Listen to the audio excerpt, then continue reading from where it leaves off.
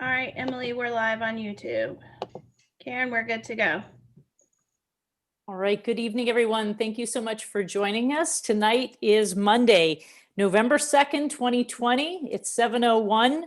We're calling our regular city council meeting of the Burlingame City Council to order. We're delighted you joined us tonight. We've got a great meeting, some very special presentations ahead of us. And we're glad you're here. We'll begin, we'll turn it over to our city clerk to just give everyone a heads up who hasn't necessarily participated virtually with us before, how you can participate in the meeting ahead. Yeah, hi everyone. So first I ask that you keep your cameras off and that you keep yourself on mute unless you're presenting or talking. This is just to make sure that we have a good flow in the meeting and that we can hear what everyone has to say. If you do want to speak during the meeting, there's a couple ways. You can either raise your hand in the meeting. There's a little feature on the Zoom app that lets you put up a blue hand so that I know you want to get called on. You can also Zoom chat me, which is at the bottom of your screen. And then lastly, you can use the email address publiccomment@burlingame.org. And I will read your comment at the appropriate time. Thank you, Madam City Clerk. We'll move on now to item number 2 and begin each meeting, as we do as our tradition, with the Pledge of Allegiance to the flag. Since we are honoring veterans tonight, I thought I would ask 2 of our senior staff members who are veterans of the United States Armed Forces to lead us. So I'd like to invite our Assistant City Attorney, Scott Spansel, and our City Librarian, Brad McCulley. We've got a Navy veteran, and Brad's a Navy veteran, and Scott is an Army veteran, to lead us in the Pledge of Allegiance. So please join us if you are able to stand, and they will take it away. Brad, I'll let you begin. All right. I pledge allegiance to the flag of the United States of America and to the republic for which it stands, one nation, under God, indivisible, with liberty and justice for all.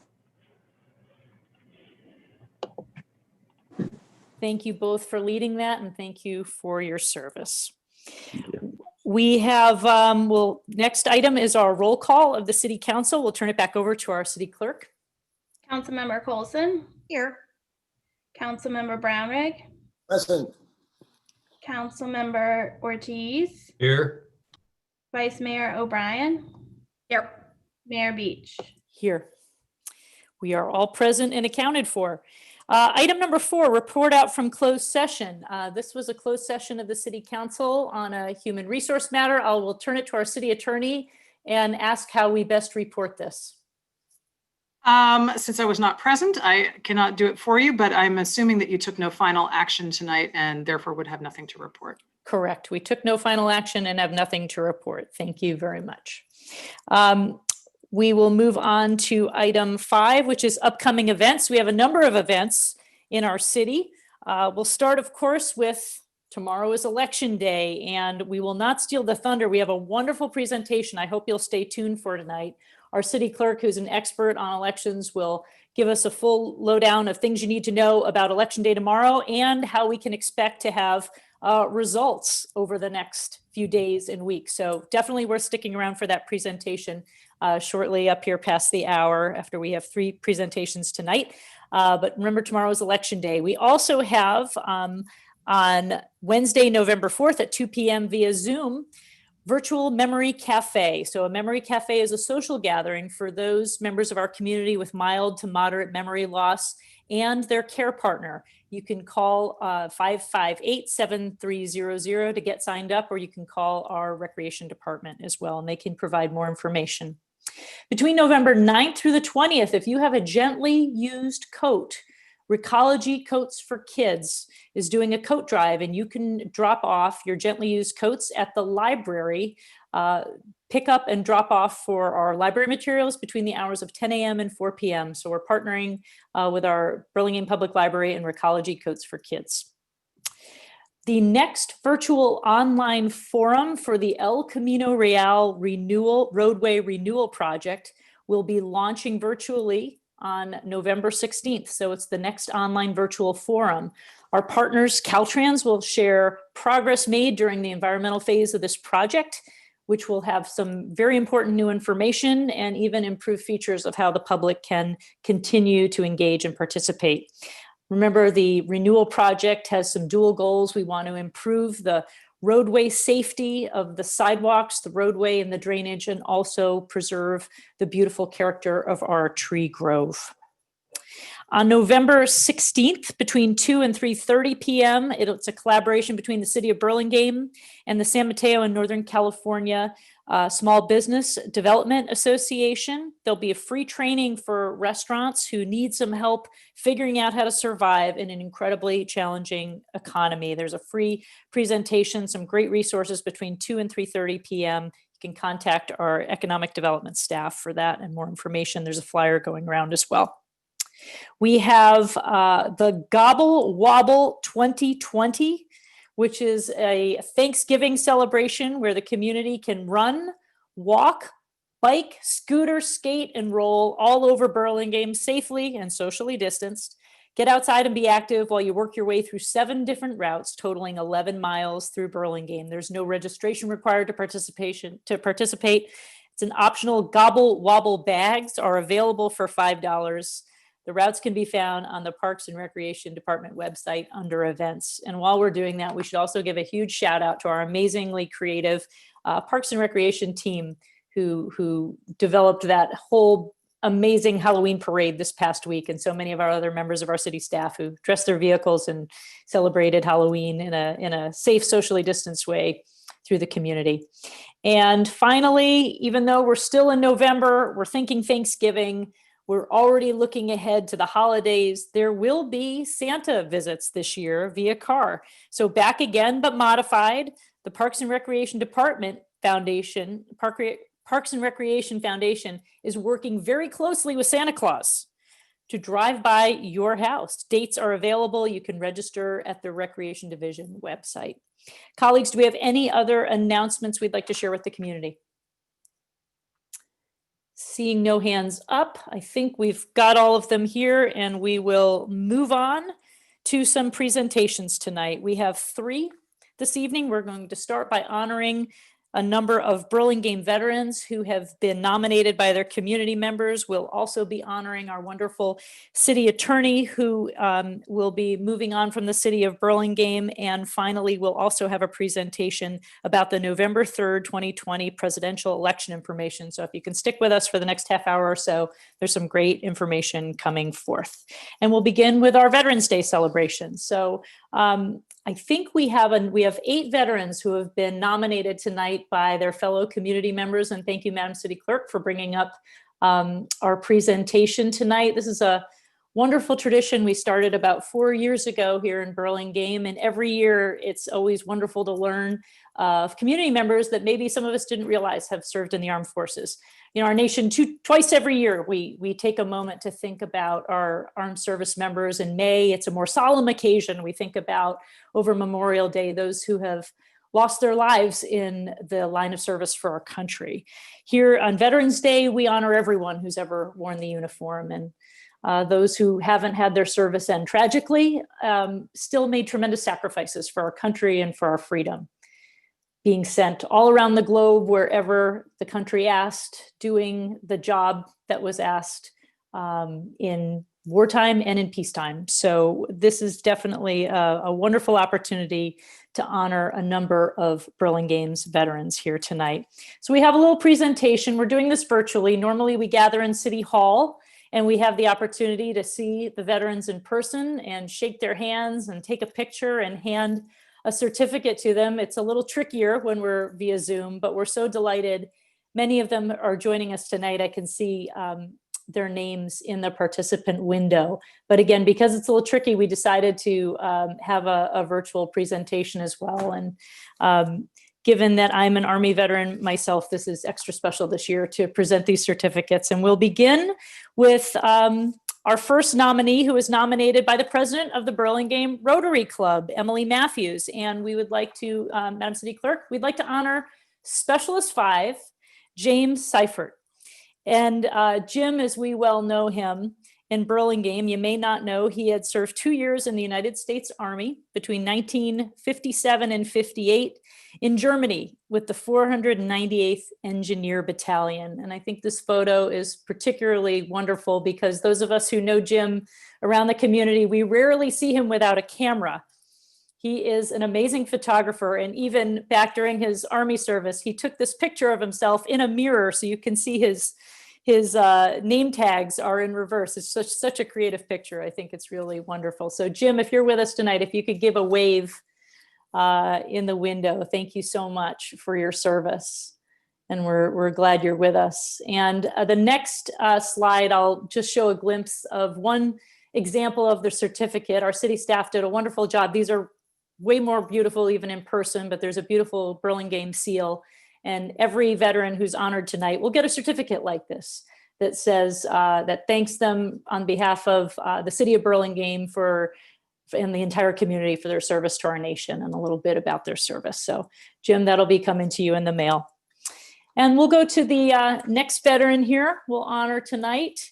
Another nominee from our Rotary Club President, Emily Matthews. This is Sergeant Charles Volz. Charles, if you're here tonight, if you could give a wave or a good evening so we can kind of see you in the window. Charles Volz, such an engaged member of our community. He served in the U.S. Army between 1955 and 1957 and served a long tour in Japan.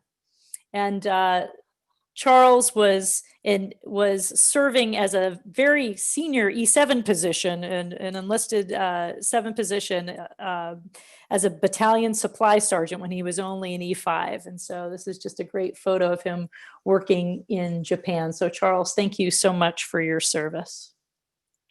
We'll move on to our next nominee.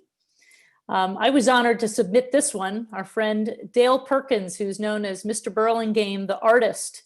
Look at Staff Sergeant Dale Perkins. He was a member of the United States Army, served in 1953.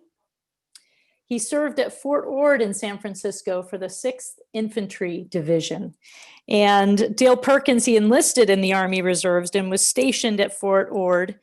While serving on active duty, the Army was wise enough to put his art talent to work. So Dale painted training materials for infantry soldiers and created recruitment materials for the 6th Army's Truth, Information, and Education Service. Now, here's a little trivia fact. Let's see if any council members, if you look at the photo in the bottom right corner, there's Dale with a celebrity who was his Army buddy. Gold star for any colleague who can unmute themselves and guess who is the celebrity to the left of Dale in that photo. Leonard Nimoy? You got it, Mr. Spock. Gold star to Michael Brownrigg. Pretty cool. So Mr. Spock, Leonard Nimoy was Dale Perkins' Army buddy. Thank you, Dale, for your service.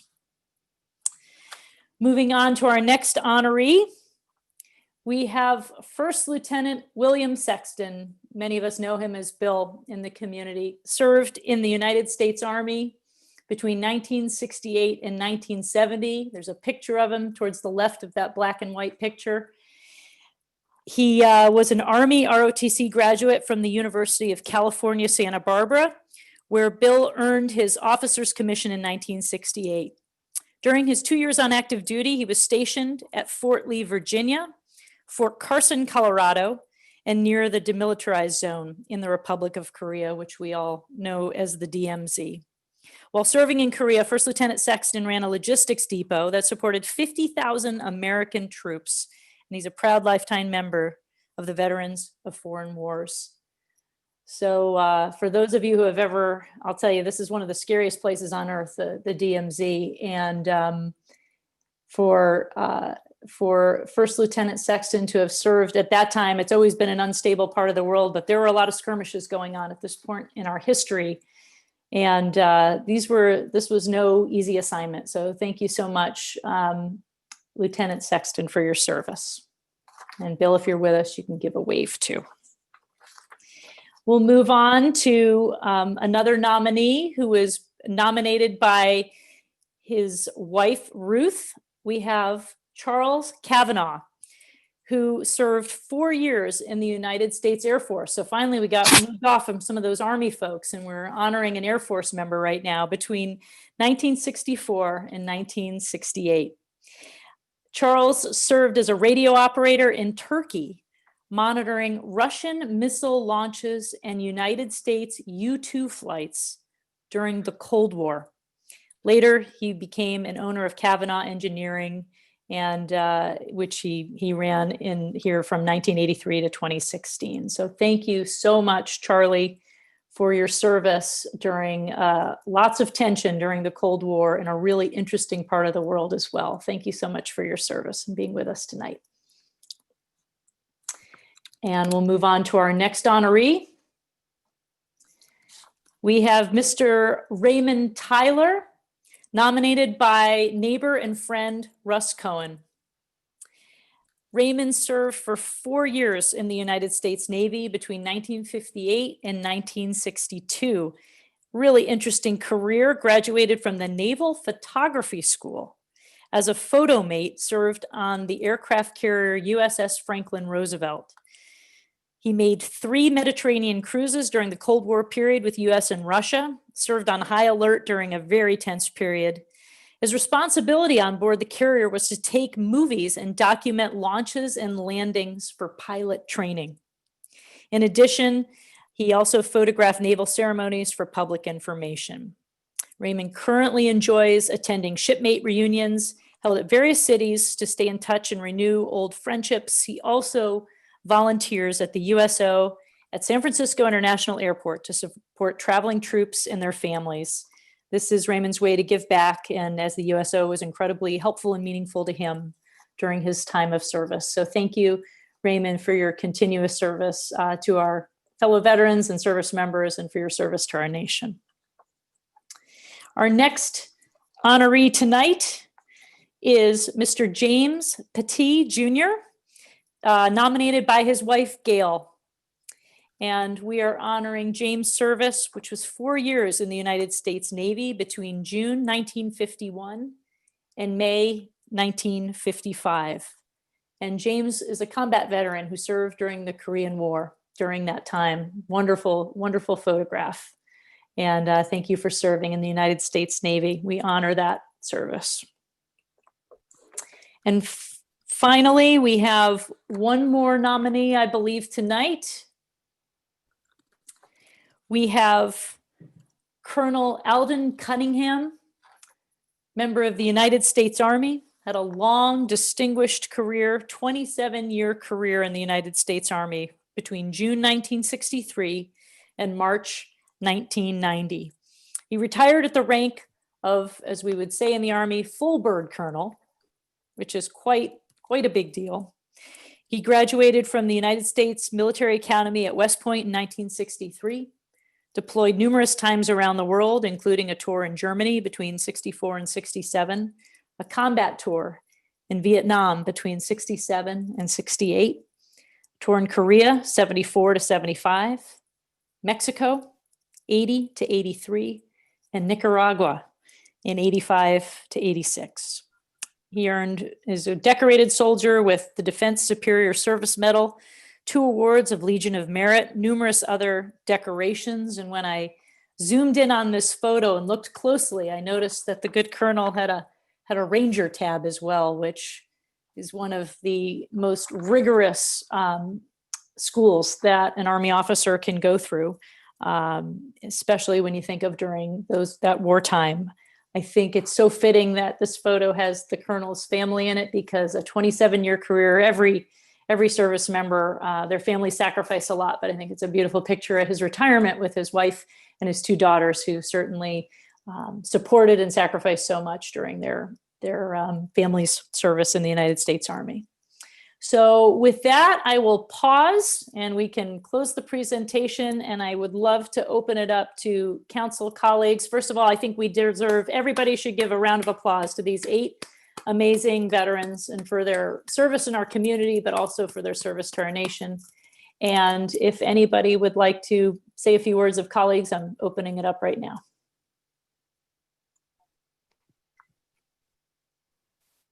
I see some applause there, Councilmember Brownrigg. Thank you. Colleagues, any remarks? I do see a member of the public. Go ahead. Madam Mayor, I just want to say thank you all for your service. Thank you for everything you've done for our nation. It's great to see all of my fellow Rotarians being represented in the group, especially Jimmy Shippert with the camera. That just made me laugh. So thank you all. It's great to be able to honor you. Thank you, Councilmember Ortiz. And I do see we have a hand up from a member of the public, Ms. Constance Quirk. We're going to go ahead and unmute you and please share any thoughts. Thank you.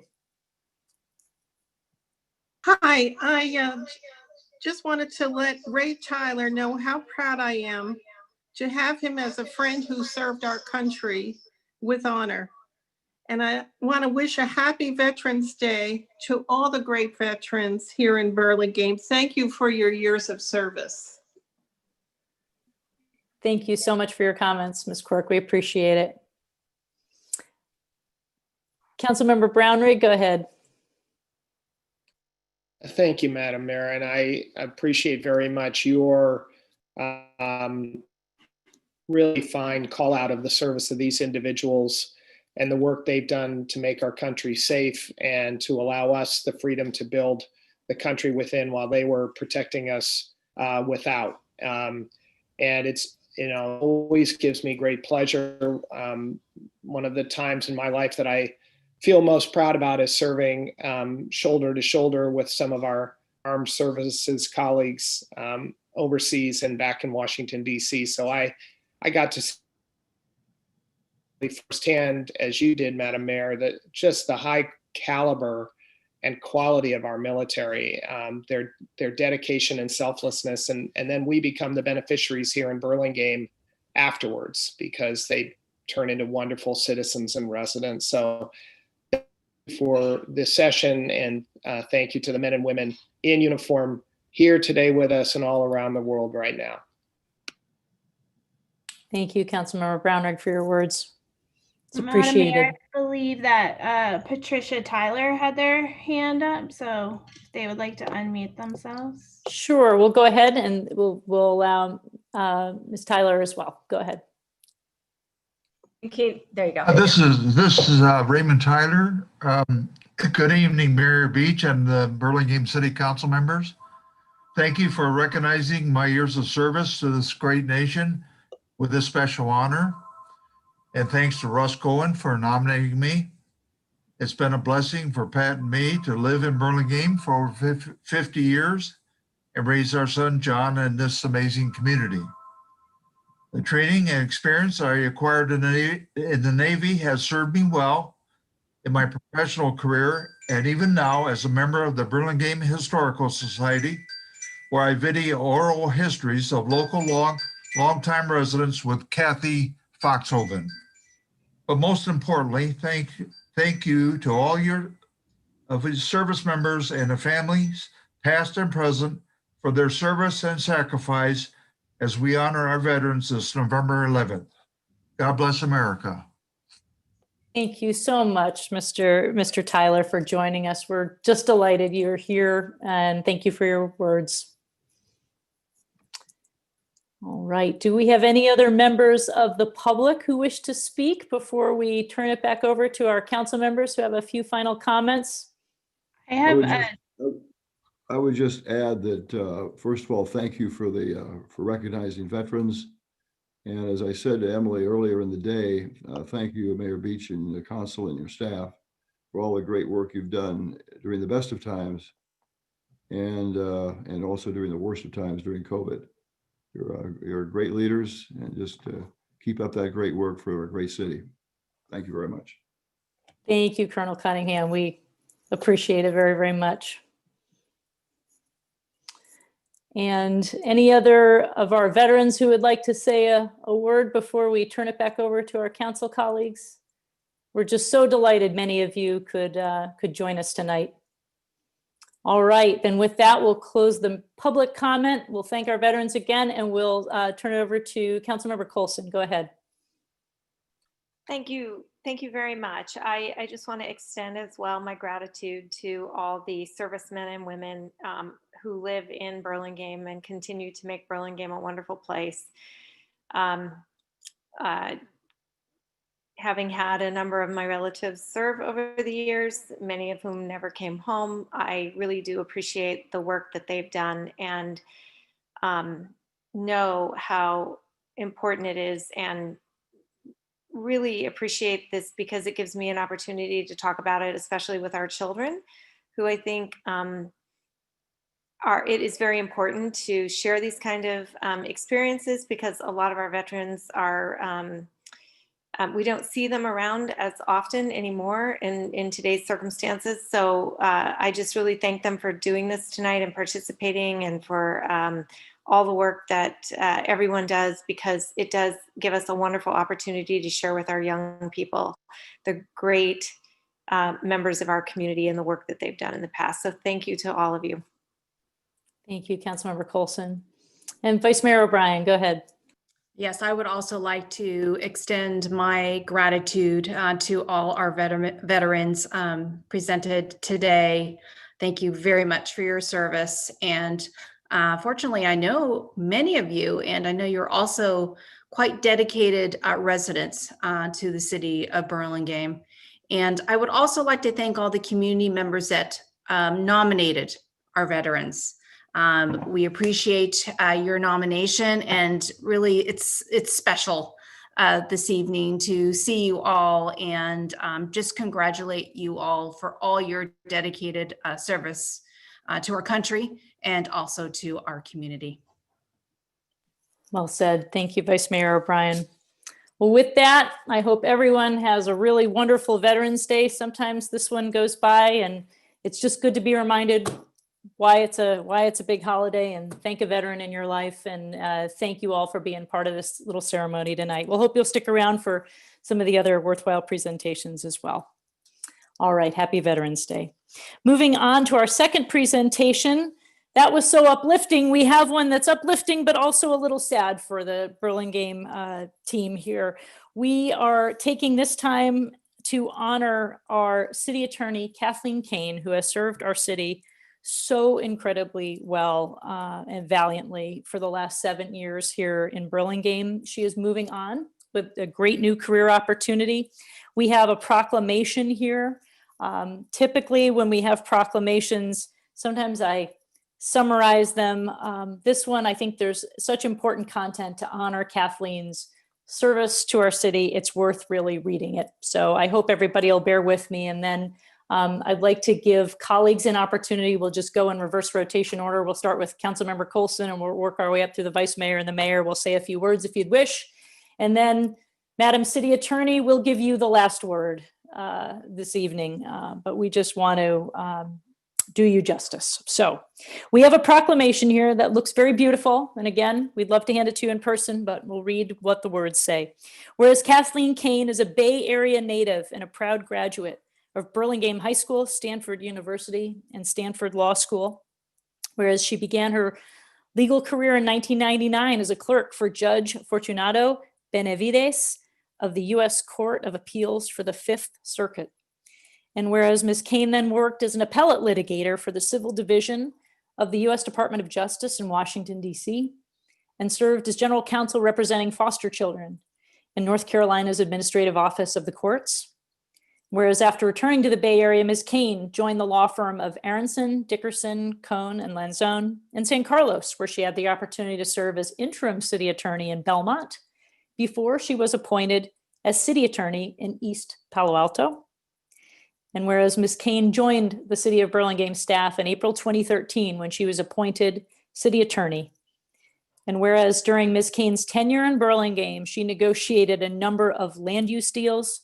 She oversaw the city's litigation strategy and risk management activities, elevated the code enforcement function, drafted countless ordinances, provided guidance to city staff throughout the organization on matters great and small.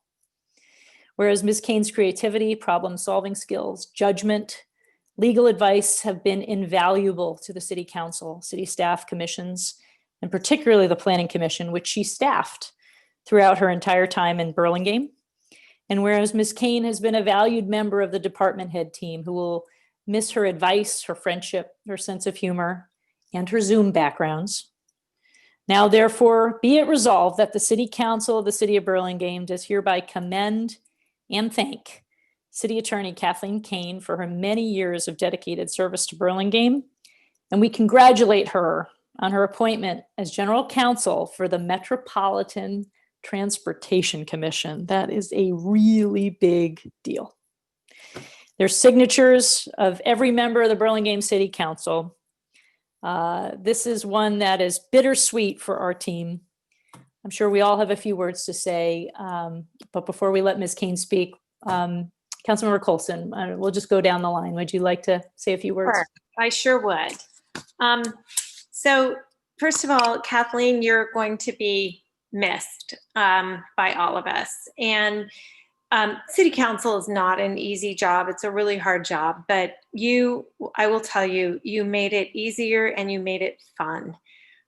You are a person who is not only a brilliant and strategic colleague and person who coordinates well and works well with others, but you're also, you're really a friend. And I really consider you to be a friend over the years, because you've just, you share so much just passion about life and passion about all the work you do that it's hard not to become, to know you more closely.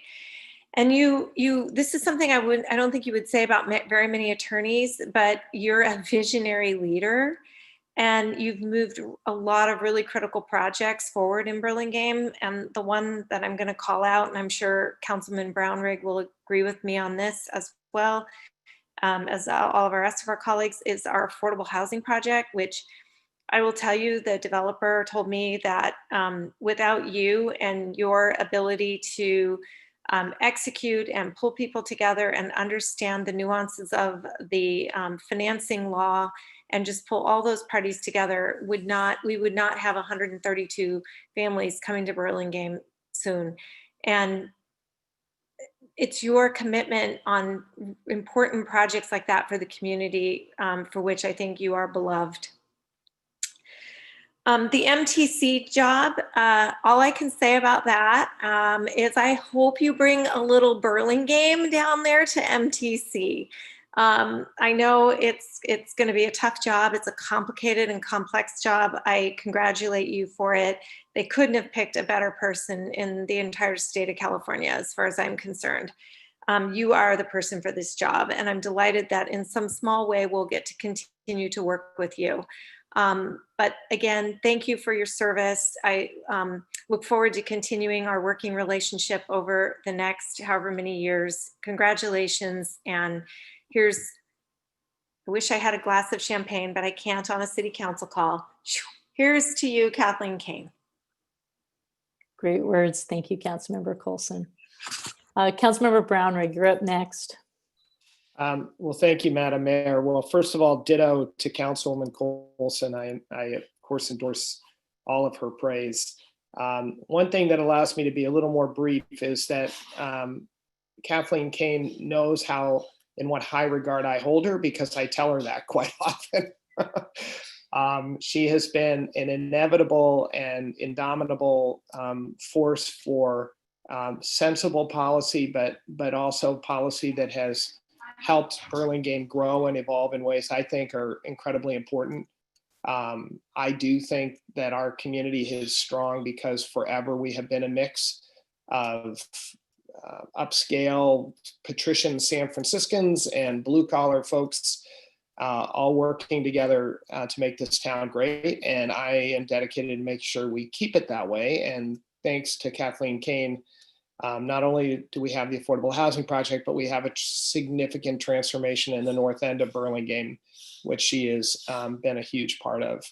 She also helped us fight the telecom industry when our residents wanted to make sure that we got a fair shake on cell towers. She has always put the citizens of Burlingame first.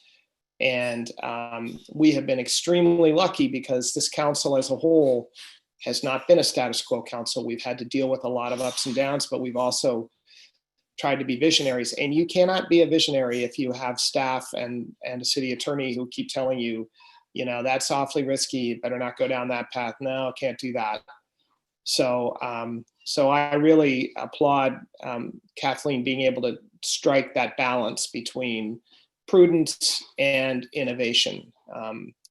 And then finally, I just appreciate being able to ask her kind of off the wall questions, bounce weird ideas. And if she says they're stupid, I usually go away and don't tell anybody else. And if she says, oh, you know, there might be something there, then I bring it up to you guys. So she's been a terrific sounding board for me. And yes, we will all miss her. Thank you.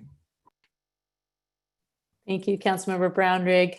Councilmember Ortiz, you're up. Thank you, Madam Mayor. And I think they mentioned a few of the projects that Kathleen has been involved in, and there's just so many. And there's just so much you did for this town that I can't begin to thank you. But I really, truly, I'm going to miss you as a friend, being able to go to lunches at Max's and just talk about everything. Sometimes we even talk about city stuff. So I hope we can still do that every so often. I really have enjoyed working with you, and I can't say enough. And I keep thinking about when I was mayor and you used to look up and give me that look, and I knew I was in trouble. So thank you for keeping us all out of trouble. And thank you for all those new vocabulary words that I have now. I did have to pull out the dictionary every so often, but I appreciate that. So thank you. Truly going to miss you. You've been wonderful, and look forward to seeing you soon, even though you're a big hoity-toity MTC. Thank you. Thank you, Councilmember Ortiz. Vice Mayor O'Brien. Thank you, through the mayor. Boy, we were lucky to get you, Kathleen. Councilmember Brownrigg and myself were on the council at the time when we had the fortunate opportunity to be able to hire you. And so it has just been a great run with you. You're an innovator and a visionary. I think my colleagues have summed it up quite well. And it has been such a pleasure working with you. You've always been personable. You've always been professional and handled yourself with grace in no matter what situation you were in. Extremely intelligent. And you just had a knack to be able to work with anyone that came before you. And you were a person that would try to get you to yes. And in order to do that, you were innovative. And I don't see that too often in attorneys, and you were just one of those people. You treated the community like they were your family. You treated the council that way, and all the staff. And I wish we can clone you.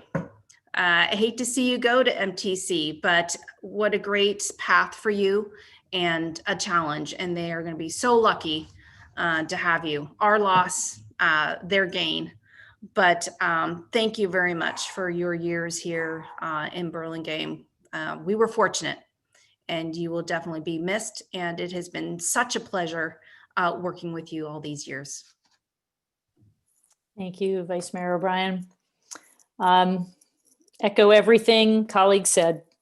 Nothing we do at the city is about individuals. It's about a team on council, on staff, teamwork with the community. And the bottom line is we could not have had the success the city has had as a team without you. Yeah, you've just been an MVP on this team. Could not have asked for a better city attorney. I feel the same way about our city manager, but I'll tell you, our city attorney, second to none. So I'll miss, like Ricardo, I'll miss learning new vocabulary words. You taught me one last week. I forgot to write down. I've already forgotten it, but I'm going to keep learning. I'll miss your dry humor, your incredible intellect. You're a brilliant lawyer. I'll miss everywhere I go in the region, in the state, at the League of Cities. It doesn't matter. Someone emailed me today, a city attorney for a League of Cities issue, said, Kathleen Kane is amazing.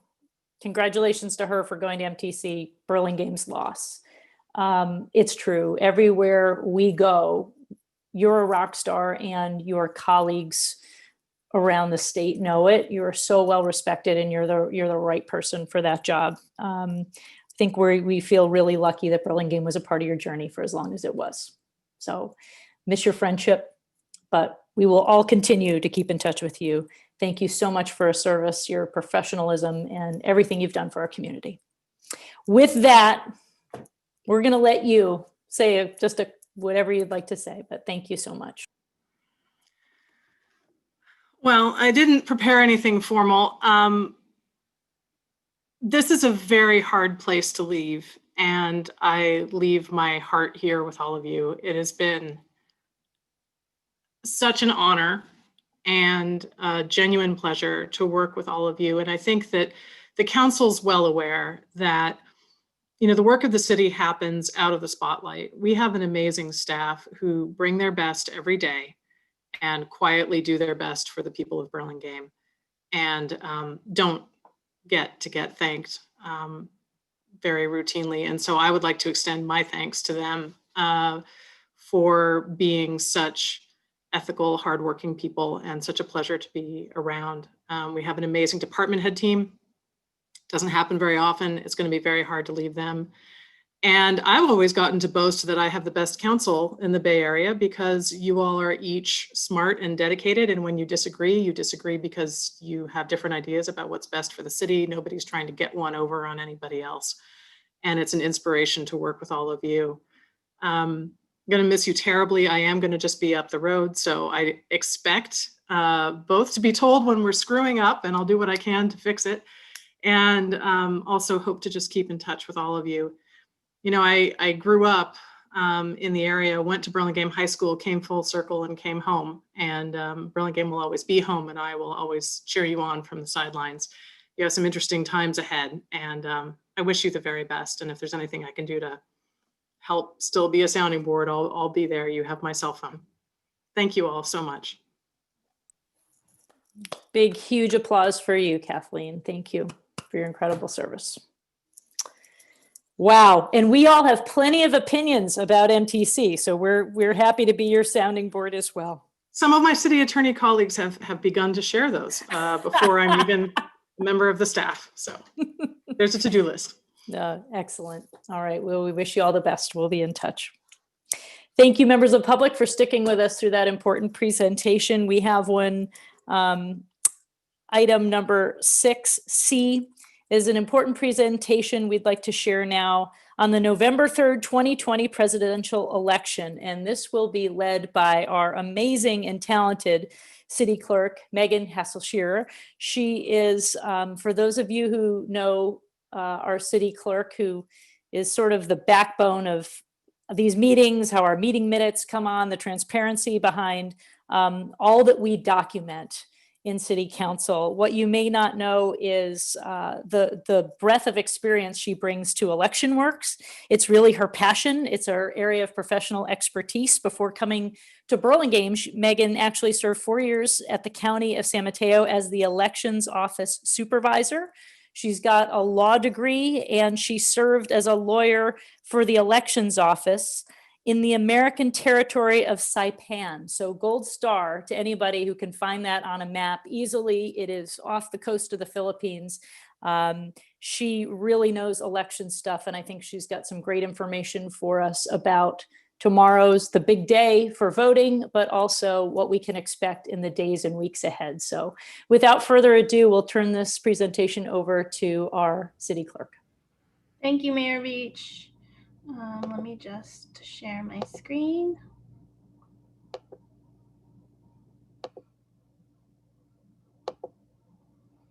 So I wanted to begin with just a thank you to the community. A lot of counties and states across the country were really struggling to get poll workers into work, and our county was out of control. We showed up like I can't believe. They had twice as many poll workers and students sign up to work than was needed. So a lot of people are only working a day or two, and a lot of people they had to turn down from working. So I'm very proud of this county and their commitment to elections and to being there on election day. That's awesome. A couple other little facts that I wanted to start with is that the county has 133 different ballot styles, and all 133 ballot styles are at each polling location. So no matter where you live in the county, you can go to any voting center and they will have your ballot style there for you. Right now, as of yesterday, I should say, at the end of the day, already there was 13,837 ballots cast in the Burlingame city. So we have, as of the close of voter registration, there was 19,950 voters. So that means we, as of yesterday, had 69% of our citizens already showed up to vote, which is unbelievable. I looked at a couple other years of big voter turnouts. In 2008, we had 83% of our citizens in Burlingame turned out to vote. And in 2016, 85%. So I think we're going to beat both of those numbers. And I'm very excited about that. Overall in the county right now, there's 292,152 ballots that have already been cast. We have a total voter registration in the county of 440,000 voters. So that means about 66% have already cast their ballots. This is going to be a huge turnout election, which is really cool to see. All right. So tomorrow is the official last day for you to vote. So I just wanted to go over with some of our citizens that haven't voted a couple options they have. You are all sent your vote by mail ballot, so you can drop that off at any voting center or official drop box by 8 p.m. We have 3 in the city. You can go to any of the 3 that we have in the city right now because they're open 24 hours a day. One's at City Hall, the other's located at the Parks and Rec Portable at 1010 Burlingame Avenue, and the third one's located outside of the Burlingame School District office. So please get those ballots in. We want to get this percentage up high. You can also go to any of the 45 voting centers in the county. This year, like I said, you can vote at any voting center. It doesn't matter if you're a Burlingame citizen, you can go over to Hillsborough and vote, or you can go to Redwood City if that's where you work. The voting center for the city of Burlingame is at St. Paul's. You will see me there. I've been working for the past 3 days there, and I'll be there tomorrow for the full day as well. For a full list, I've given a link for you to go to. Additionally, if you're not yet registered to vote, you can still vote in this election. So at any of the voting centers, they're doing what's called a conditional voter registration, which allows you to do same day registration, and then they'll give you a paper ballot to fill out. These ballots will be processed a little differently than the rest of the ballots, but they will all be thoroughly reviewed so that they can be counted.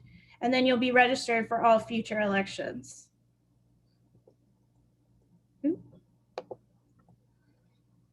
So for voting in person tomorrow, I wanted to say, please be patient. We are expecting huge lines at the polling locations tomorrow. So wear a mask. There's going to be 6 feet social distancing, and just be patient with the people that are working at these voting centers. We're going to have a lot of students helping out, and there's some permanent staffers there too. I also included a picture, of course, of Fenway Park because I'm a proud Bostonian. They did some early voting, and a lot of stadiums helped out this year, which I think should be applauded, and hopefully they'll do again. So I know in Oakland, voters can go to the A's Stadium to vote. The Golden State Warriors opened up their practice arena in Oakland, and they also opened their G League Stadium down in Santa Cruz for voting. And for our chief of police, since he's a Dodgers fan, some people can vote at Dodger Stadium as well. So you have a couple of options if you go to a vote center. They have these new machines now since March, I think was their first election using them. They're very cool. They're called ballot marking tablets. And what it does is it allows you to make all your choices on the machine, and then at the end of it, it prints up your ballot. So it shows you what you chose, and then you put your ballot into the ballot box. So unlike previous elections where we had that e-slate dial that you would turn to pick your choices, we now have these machines, and we've now moved to an all paper ballot election. So there's no more electronic voting where previously the e-slate would save your vote and then they would tabulate it in that way. Now everything is paper, so it's easier for us to audit. So the important reminder that they kept telling me at the elections office was, please don't leave the voting center with that paper ballot that the machine prints out. That's not your receipt, that is your actual ballot. For those of you who turned in your vote by mail ballot, I wanted to make sure that you had all signed up for Where's My Ballot at .sos.ca.gov. This allows you to track your ballot to make sure that it counted. Now you can still do this if you've already turned in your ballot. So it's important to, excuse me, get this done. What it does is it allows you to see if there was an issue. So one of my friends in Alameda County was nice enough to share with me the text screen that she got. So she turned in her vote by mail ballot, and unfortunately her signature didn't match. So she got a message off of this website that told her that her ballot had been rejected, but it was curable. So she then contacted the Alameda County Registrar's Office. They sent her an affidavit. She signed the affidavit, and now her ballot's going to count. So this is a really cool process that they now allow here in California. You actually have up into 2 days before they certify the election to make sure your ballot counts. So here in San Mateo County, we usually wait till the 30th day to certify, which means you're going to have all the way up until the end of November to make sure that your ballot counts.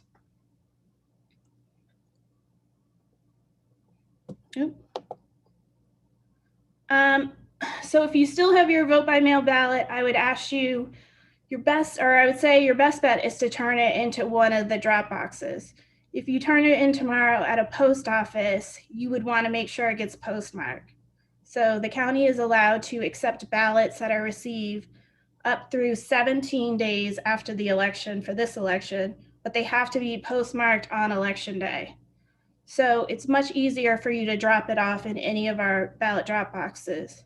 What used to not be publicized but is now on a lot of people's information is that you can actually drop off your vote by mail ballot in any California drop box or at any California voting center. So if your child is away at school in San Diego and they have a San Mateo County ballot still, they can use any of the drop boxes in San Diego, and the counties are working together to exchange ballots.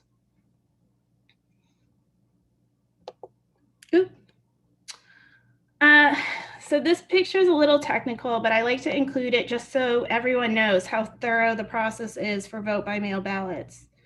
So when they come into the county elections office, they're scanned through this machine that takes snapshots of your signature.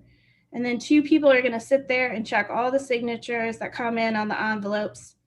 And then all those envelopes are then resent through the machine. And when that happens, the ones that have been marked off as good signatures go one way, the other ones are sorted into whatever the issue is, whether it's not in this county envelope, or a lot of times husband and wives sign each other's envelopes without realizing it.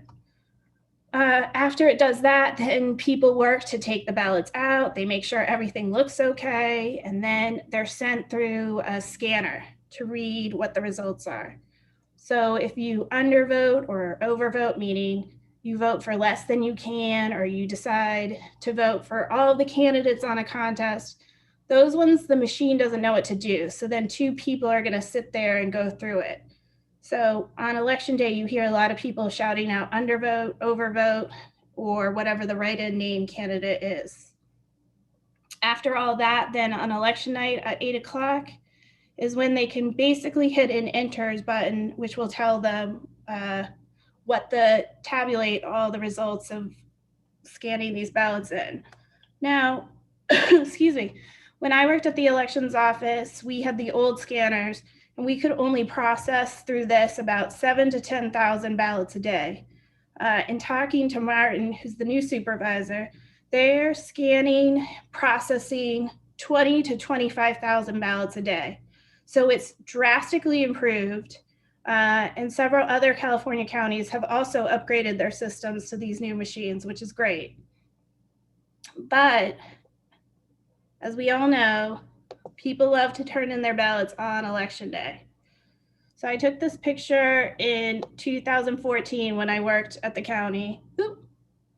And it's what we got out of all the ballot boxes at precinct polls. So to me, it was great fun because it's like Christmas Day. You get all these ballots that you have to process and go through, but it also means it's going to slow down results. So we all have to be patient. So as I said earlier, there's 17 days that the elections office gets to still count ballots for, meaning that if you sent in your ballot on November 3rd or before, and it has a postmark on it, and it's received by November 20th, it will count. So there's a lot of time left for ballots to be counted. As well, all the ballots that are dropped off, vote by mail ballots on the day of the election, those will not be entered into the election night count. Those will be processed as the days go forward. So I looked at a couple facts from previous elections with big turnouts. And in 2018, in the midterm election, there was 5.2 million of the 12.1 million California ballots that were uncounted as of the Friday after the election. So we saw a lot of races change who was in the lead as the processing continued. So it really is a message of being patient on whatever the contest is that you're waiting for. If it's the presidential contest, you have to remember that this is only how California is doing ballots. Each state has its own process of counting and tabulating ballots. I like to say that on presidential election days, there's 50 elections happening in the country because every state does it different. So I looked at when some of the other states can start processing ballots, and Iowa and Michigan don't start,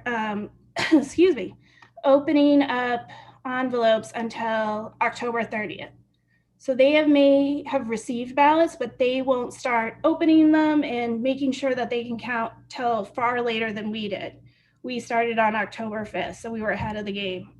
And Pennsylvania and Wisconsin can't start processing until Election Day for their mail ballots. So things take time, and we also have to realize that not every county or state is as good as San Mateo County at processing ballots. We have been voting by mail since 2015, so we're well trained at this, and they know what they're doing over at elections. So again, just be patient is my message. Thank you.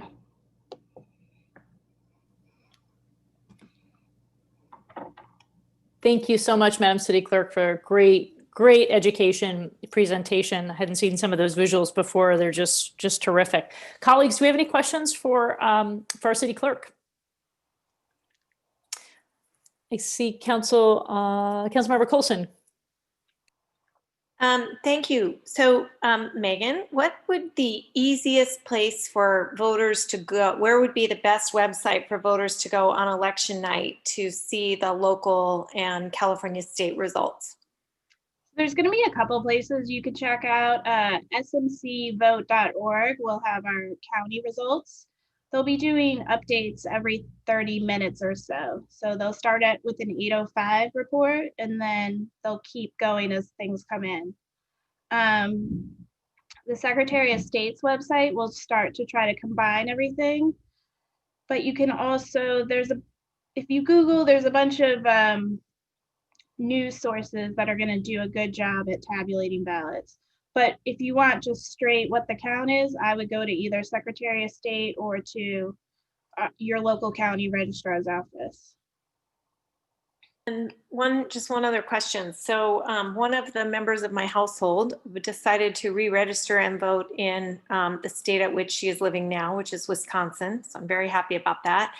But we received, before she changed, we received her ballot here. So in order to handle that, do I just destroy that ballot? What's the best way to do that?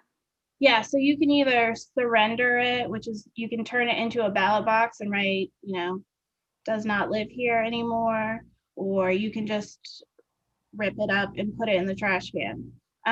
This happens a lot. People don't realize that when you register to vote, you should also deregister or unregister to vote in the other places. If it's within the state, we're really good at talking, or the elections offices are really good at talking to each other. It gets a little trickier when it's out of state. Yeah, it was interesting. It just took her a long time to get registered to vote in Wisconsin. And so we didn't want to destroy her ballot till we knew for sure she was going to be able to get registered. So it really showed me how easy it is to vote in California and how hard it is to vote in other states. Yeah. So good point. Thank you. Great questions. Thank you. Other colleagues for questions for the city clerk? All right.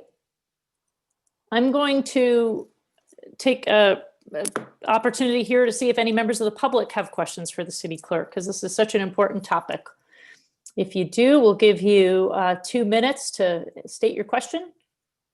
If you are joining us, you can go to the participant window, use the raise hand feature, or if you're dialing in by phone, you can dial *9 and that will indicate that you want to raise your hand. And then we'll give you instructions on how to unmute yourself via phone. Seeing no members of the public who have their hands raised, Madam City Clerk, do you have anybody who wrote in on this? Nope. Okay. We'll see any closing comments. If not, I just want to give extra special thanks to our city clerk for extra hard duty over the last month or two, but you've been amazing. Run a great Get Out the Vote campaign here in Burlingame, provided so much helpful information. We're lucky to have such a pro who's talking. You're on national calls. You're so well informed on what's going on, and we appreciate your service to our city.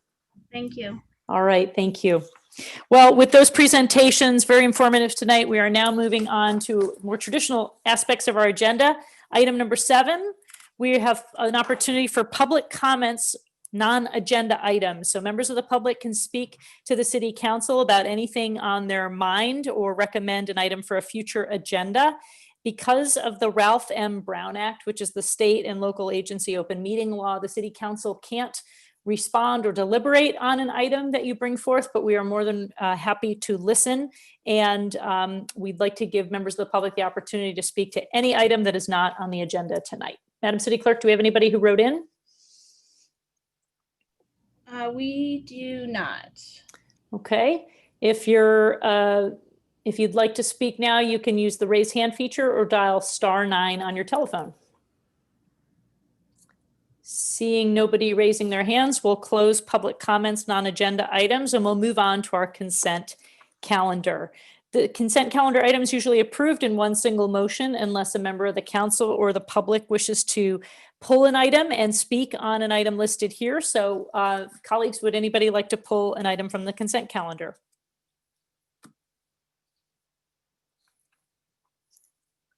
Don't see any hands raised.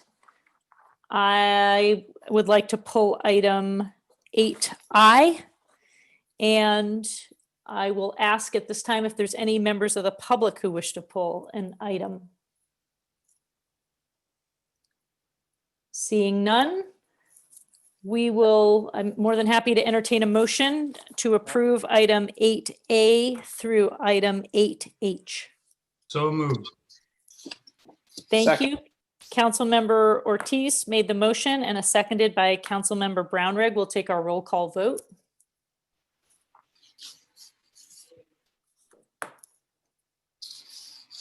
Sorry, Councilmember Coulson, Yes. Councilmember Brownrigg, Yes. Councilmember Ortiz, Yes. Vice Mayor O'Brien, Yes. Mayor Beach. Yes.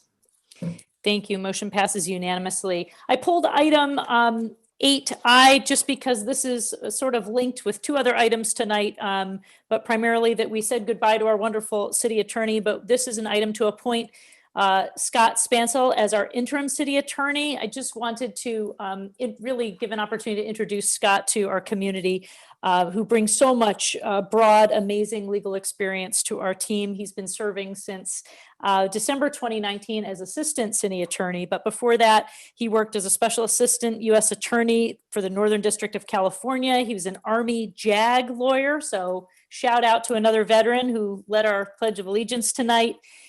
Working as an attorney in the Army, lots of broad experience. He's worked in legal aid as a defense counsel, a prosecutor, special victims counsel, served as brigade legal counsel for anywhere from 3,000 to 5,000 soldiers, and even worked in basically the military equivalent of a city attorney as a base legal attorney, both at Fort Belvoir and the Presidio in Monterey. So we just want to welcome Scott, and Scott, if you just want to wave and say hello so members of our community can meet you as well. This is a nice opportunity.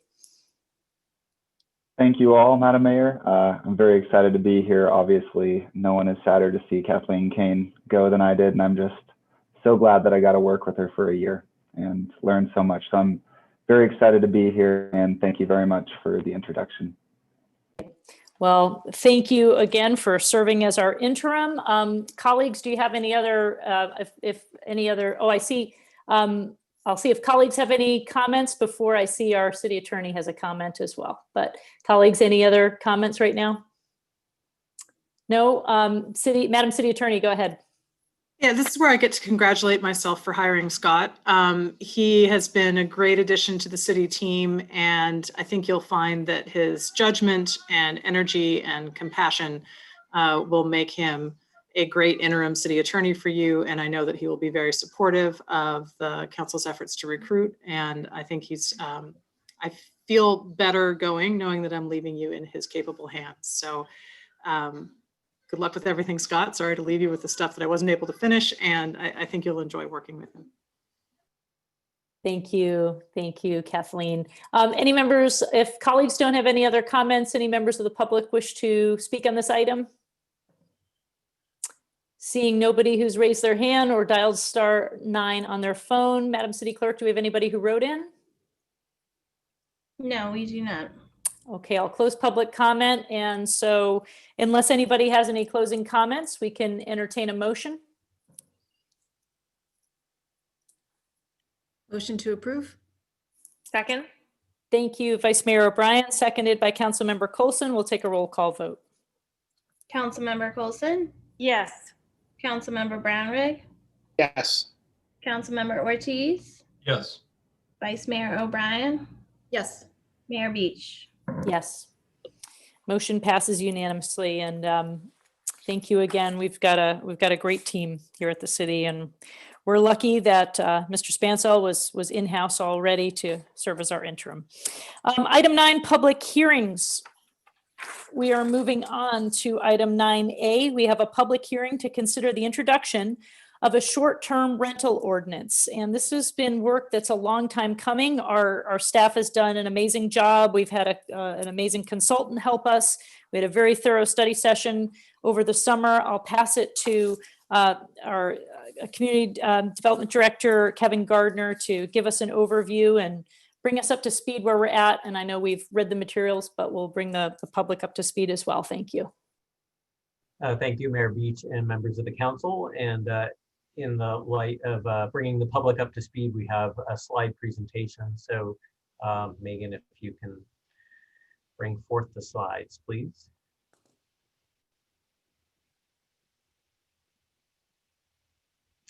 And this is a public hearing to consider the short-term rental ordinance. Next slide, please. To go over the staff and consultant team, there's been a lot of us working on this.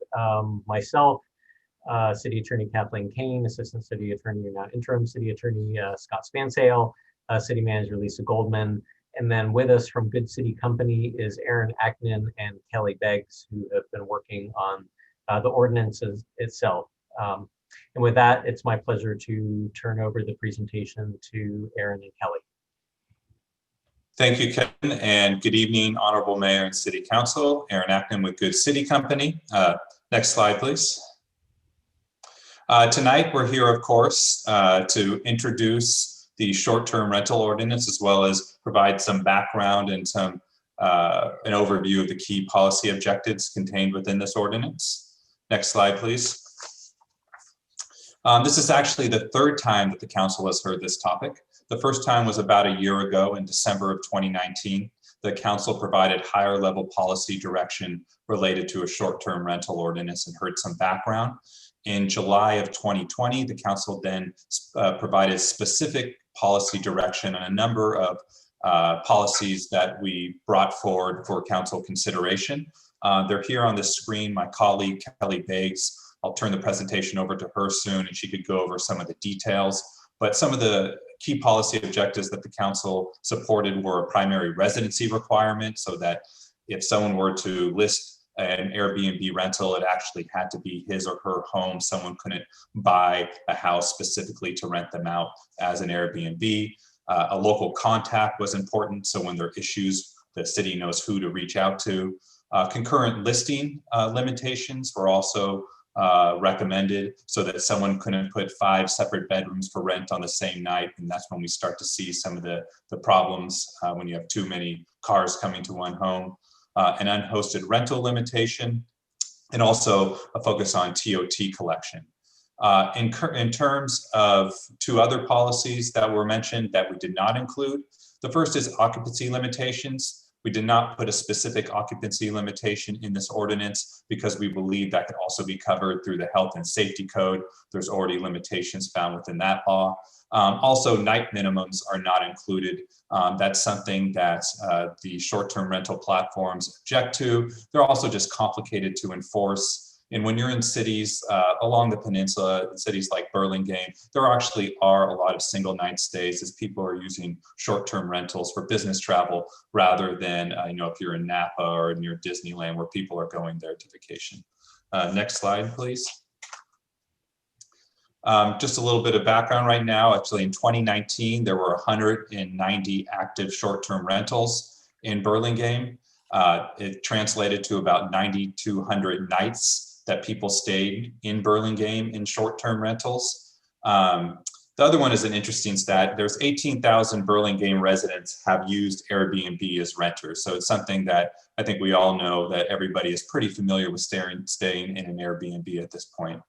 We have been working closely with Airbnb. They're just one of many platforms, but they are the one who have a super majority of the listings. I think between 80 and 90% of short-term rental listings are rented on Airbnb. And they have indicated support of the proposed ordinance. And we're also working on securing a collection agreement so that the city does not have to collect from each individual property owner, but Airbnb would take the funds and remit those to the city on a periodic basis. Next slide, please. The one good policy direction given in December is that the council wanted to see a framework for moving forward with an ordinance. And so this is what was presented in July, and the council thought this was to move forward. And of course, it's always trying to, anytime you have a policy or a new ordinance, you're trying to create, there's tension between different things. And while we did want to respect property rights and people allowed to having short-term rentals, we realized if not regulated correctly, there could be impacts to the neighborhood. So that's what these policy frameworks are balancing. And also we wanted to make sure that there was a business license and registration, so there was an easier way for the city to follow up when there were concerns expressed by the neighborhood. Next slide. Also, with any industry, there's always jargon, so we wanted to go over this. Short-term rental, of course, is different than a long-term rental because it's rented for 30 days or less. Anything on a month-to-month lease or longer is considered a regular rental. A host is the homeowner or the long-term rental who's listing the unit as a short-term rental. A hosted rental is usually when someone's renting out a bedroom and the homeowner is still there. An unhosted rental is when someone rents out the whole home and the property owner or the long-term renter is not present in the home. And finally, a primary residence is the homeowner or long-term renter that lives in that home a majority of the year. So with that, I will turn it over to my colleague, Kelly Beggs, to go over some of the specifics of the ordinance. Thank you, Aaron. And if we could go to the next slide, that would be great. Good evening. I'm Kelly Beggs, Senior Planner with Good City Company, and I'll be presenting some of the key regulations that we've included in the ordinance. To start, as Aaron described in the policy framework, allowing short-term rentals while preventing housing stock loss is a key guiding principle, and we've developed 2 ways to do that in the ordinance. The first is the primary residence requirement.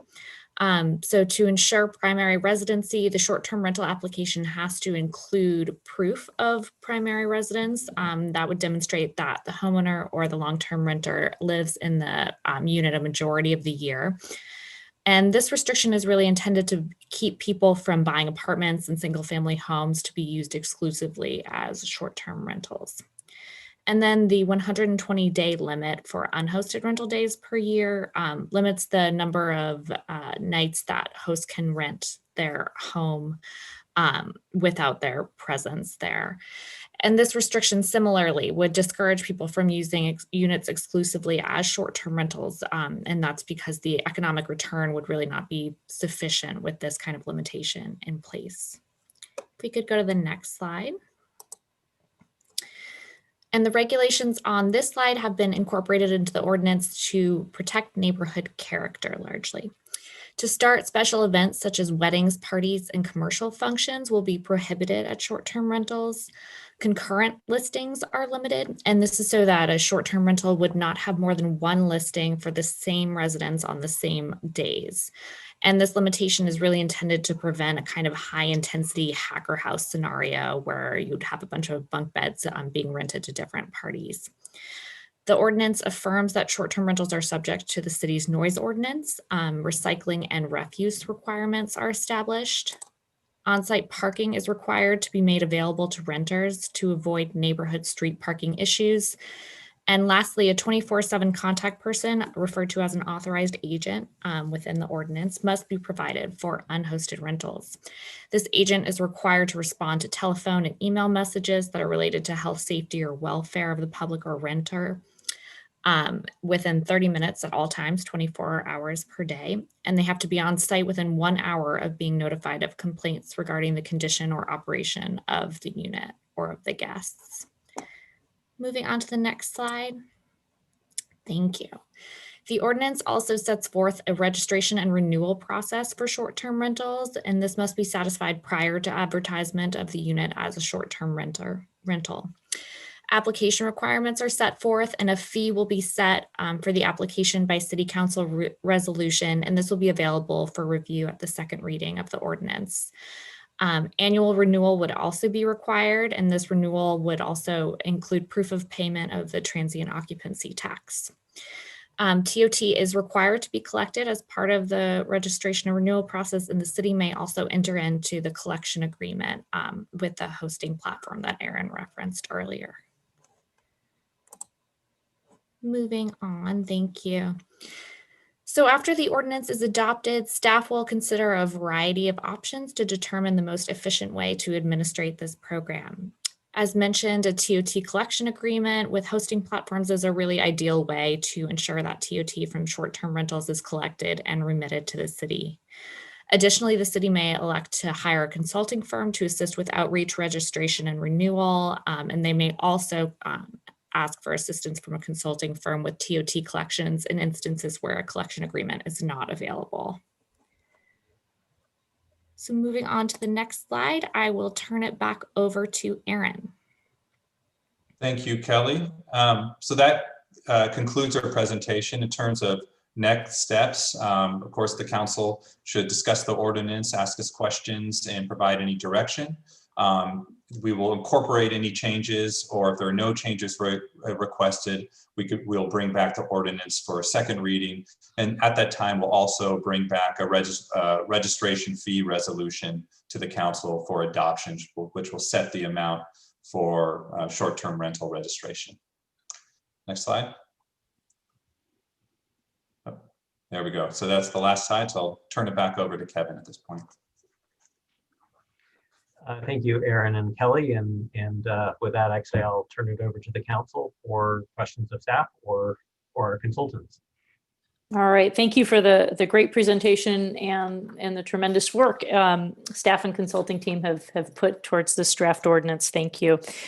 So we do have to follow, because this is considering an ordinance. This is the time we can ask further questions before we read the official title of the proposed ordinance. Colleagues, who would like to begin with any questions of staff? I see Councilmember Coulson had her hand up first. Go ahead. Thank you. I just have a quick question. So what if one of the rental sites, whether it be a single family home or an apartment, has no parking associated with it? They don't have an assigned stall, or they maybe just don't, it's one of those funny units that just doesn't have parking. How's that handled?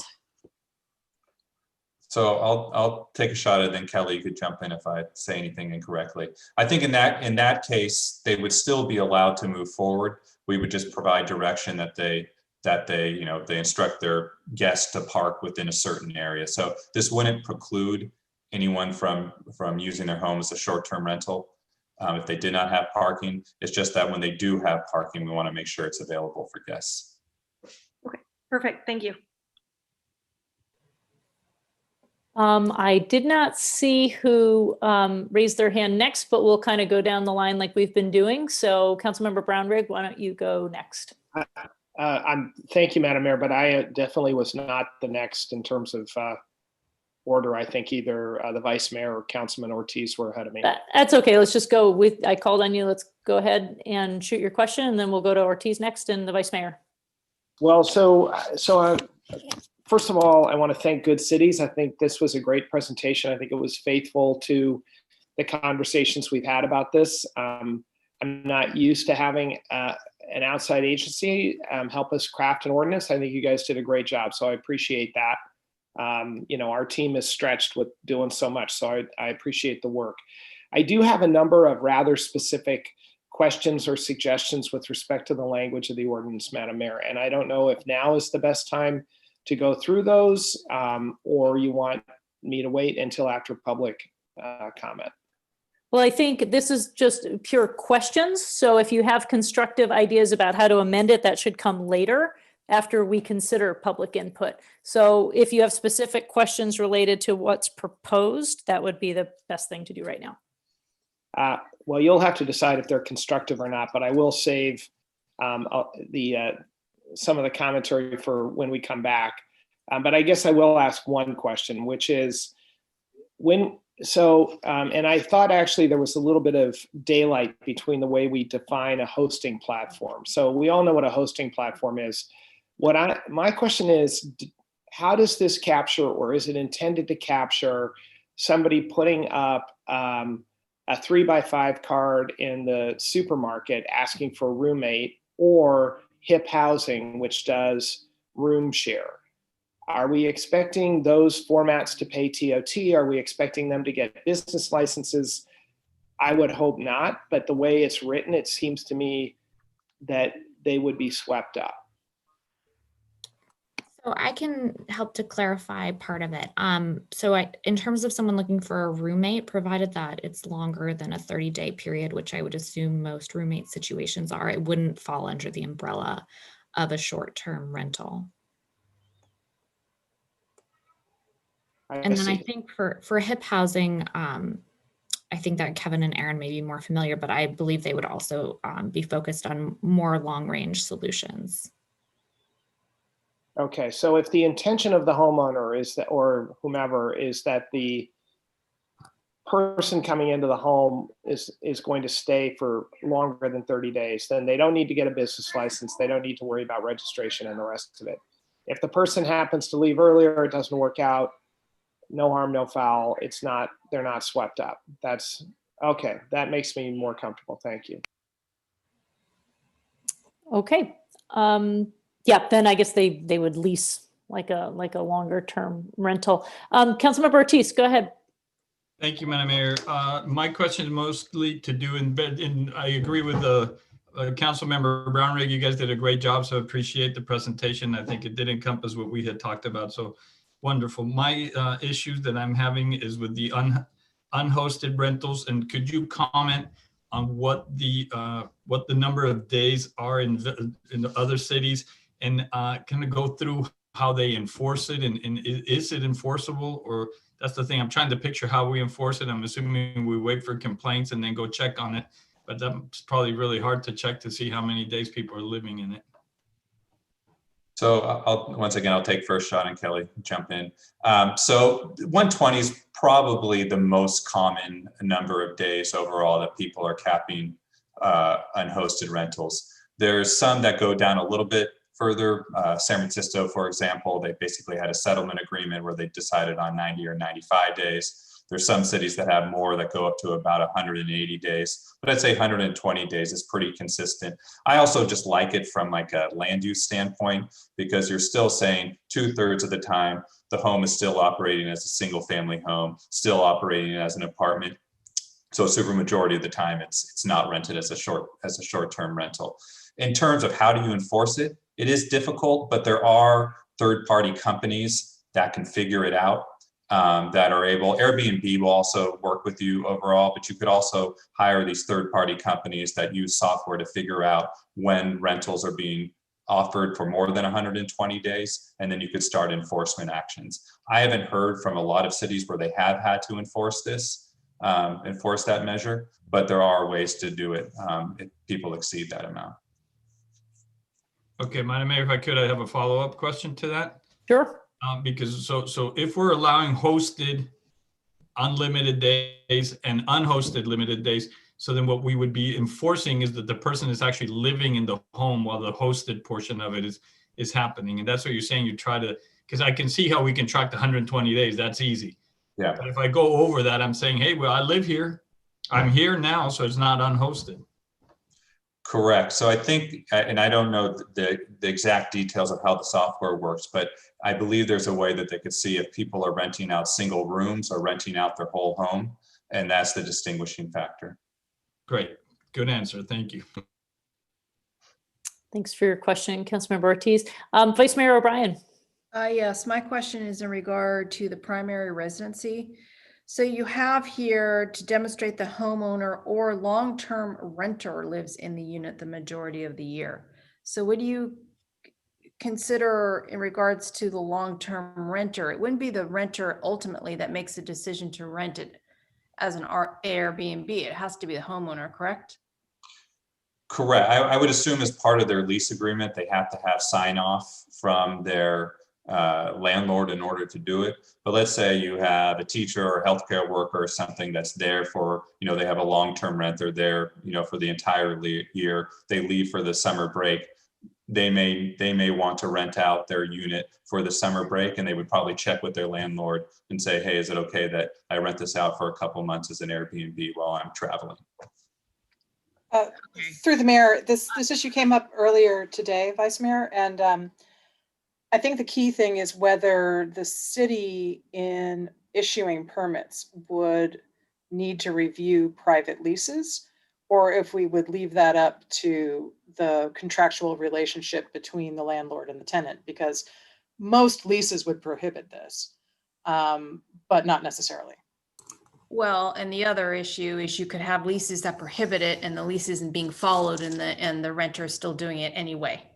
Right. So that is something I would be concerned about, is that tenants start doing this without notifying the homeowner.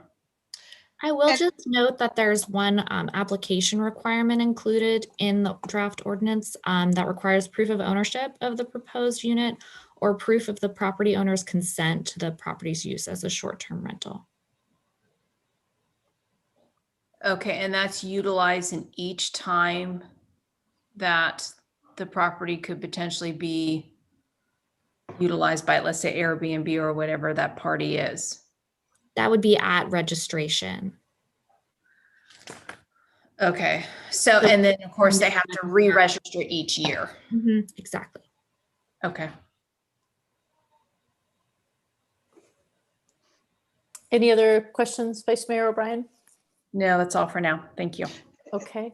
If I could just add to that, since I'm historically responsible for code enforcement, I think the main thing here is that we don't want to be in the business of having to interpret lease terms or get between tenants and their landlords. So that's the purpose of kind of the, checking in on consent and then moving forward without further sort of intrusion into that, both from a just a staff time perspective, And also because we don't want to get crossways with one party or the other and then end up in the middle of a dispute.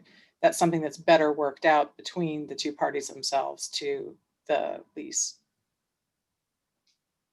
Thank you for that comment, Madam City Attorney. All right, if colleagues have asked their initial questions, I've got one I'd just like to put out there as well.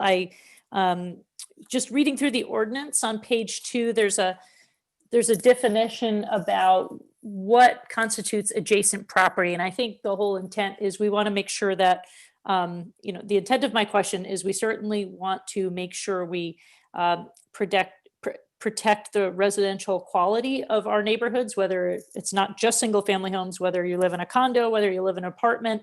And I just want to make sure, do we feel comfortable that the definition of adjacent property in the actual text, which says it means the dwelling units located next to and immediately across the street from the dwelling unit in which the short-term rental is located, sort of encompasses that big picture of all different types of dwelling units, not just single family homes. So that was my question.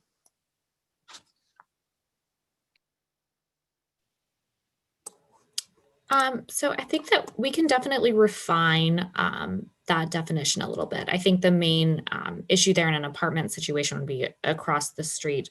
So perhaps we can kind of refine that geographic reference a little bit more. Okay, and if our attorneys and if you think it does, that's fine. But if we do need to amend it to say, within the same building or something like that. Yes, through the mayor, looking at this today, I think we came to the conclusion that the definition as it's currently written is adequate to convey the notion.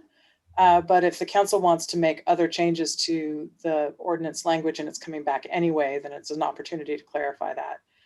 It would certainly be something that's part of the legislative history here about what the intent is. And next to is sort of sufficiently general that it covers the kinds of situations I think that you were concerned about. Okay, thank you for that. I don't have any further questions at this time. So unless colleagues, last call for questions. If not, we'll go through our procedure. Don't see any other hands raised here, and we will request the city clerk to please read the title of the proposed ordinance.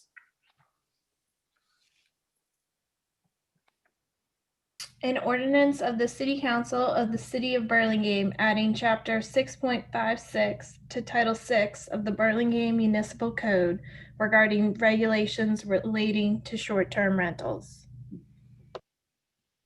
I make a motion to waive further reading and introduce the proposed ordinance. Second. Thank you, Madam Vice Mayor, for the motion. And I think I heard a second from from Councilmember Ortiz. We'll take a roll call vote. Councilmember Coulson? Yes. Councilmember Brownrigg? Yes. Councilmember Ortiz? Yes. Vice Mayor O'Brien? Yes. Mayor Beach? Yes. Motion passes unanimously, so we'll move on and conduct a public hearing on the proposed ordinance. So at this time, I will open the floor to public comment. I don't believe we have any additional presenters for that matter. So Madam City Clerk, do we have anybody who wrote in or that you'd like to call on based on how they raised their hands? I do have 3 emails, but let's see if there's anyone in person that would like to speak. Don't see any yet, so I'll read a couple of the emails. To Burlingame Council, where can I find the arguments for placing these restrictions on Burlingame's Airbnb community? We are talking about a small community who need extra income to make ends meet, and placing restrictions on them could hurt travel to this area and leave this community who are already hurting because of travel restriction from COVID without the extra money to help pull them out of this crisis. If you are a financially comfortable person living in Burlingame, that's great for you, but not everyone is so lucky. I have not heard of any wild parties in an Airbnb in Burlingame. I have not heard of any of these issues, of any issues this community has caused in Burlingame over the year. This community benefits very little and brings a lot to this area. Find another way to fund Burlingame Treasury. This community can't.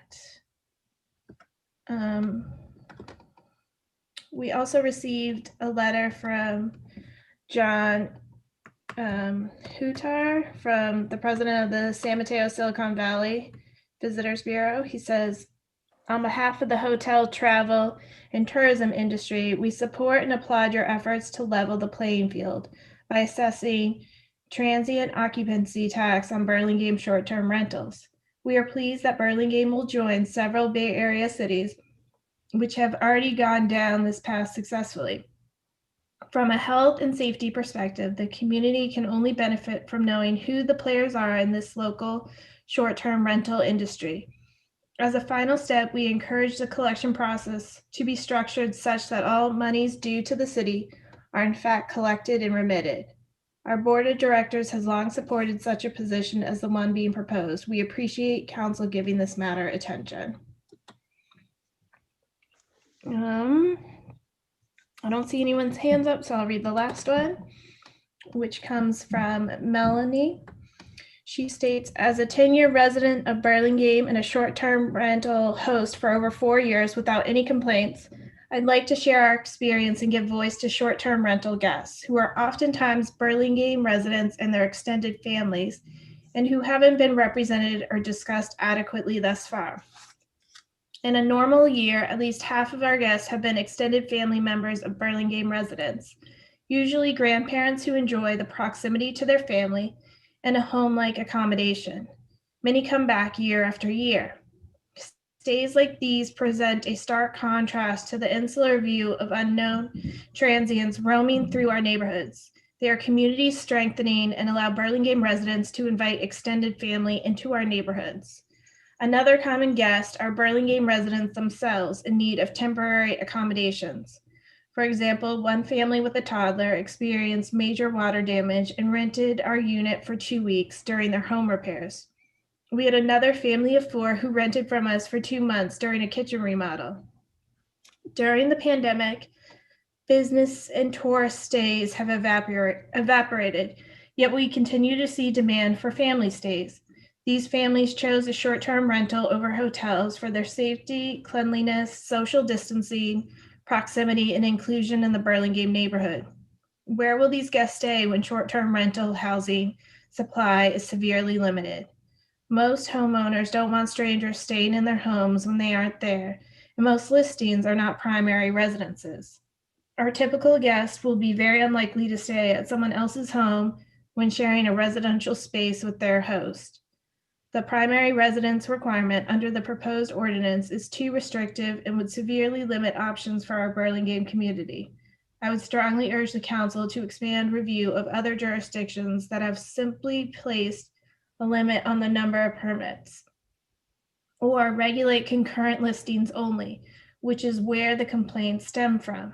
This would afford Burlingame some regulation while achieving a balance in allowing Burlingame residents and their families the option of a stay that is safe, nearby, private, and a home away from home. Thank you. I don't see anyone's hand raised, and I have no Zoom chat. All right, thank you for those comments. We'll do a last call. If members of the public just joined us, you can go to the participant window and use raise hand feature, or you can dial, if you're calling in, *9 on your phone. And with *9, we'll know that you've raised your hand. All right, I don't see any more members of the public with their last chance to comment on this. We will close public comment and we will move on to discuss the proposed ordinance and provide direction to staff whether or not there are any changes to be considered. Who would like to begin? I see Councilmember Brownrigg had his hand up first. Go ahead.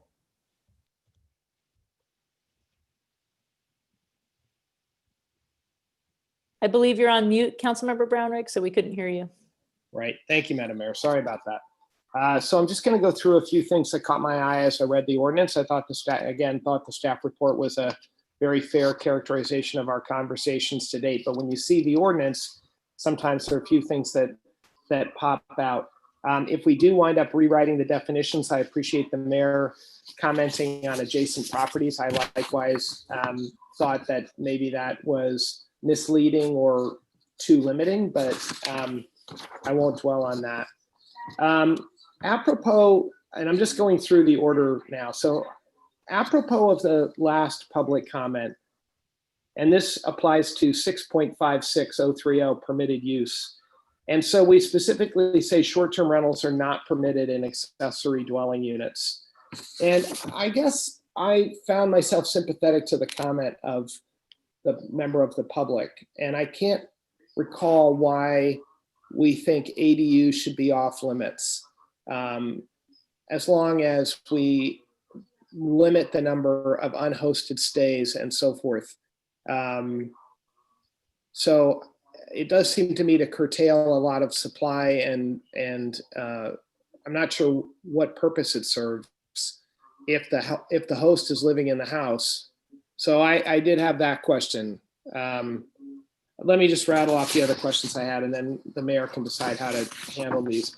So we talk about having a registration fee in addition to the business license fee. I don't know how much that is, and I wonder whether we really need a fee since we're also going to be collecting tax from these people. In terms of validity, which is item F, we talk about it being payable on a fiscal year. I think that's at least a little confusing because our fiscal year is June 30, but everyone has different fiscal years. So, you know, I would be specific, or I'd make a calendar year, to be honest. And I would say that I support, but I think it is actually a very tough standard that we're setting for this agent to be on call 24/7 and available on site within an hour. I'd like to know that that is language that other cities have used. And I guess my general point is, you know, I know we all want to strike the balance. I do too. We all know there is a problem house in Ray Park, but there are a lot of people who do Airbnb completely without incident and without disruption.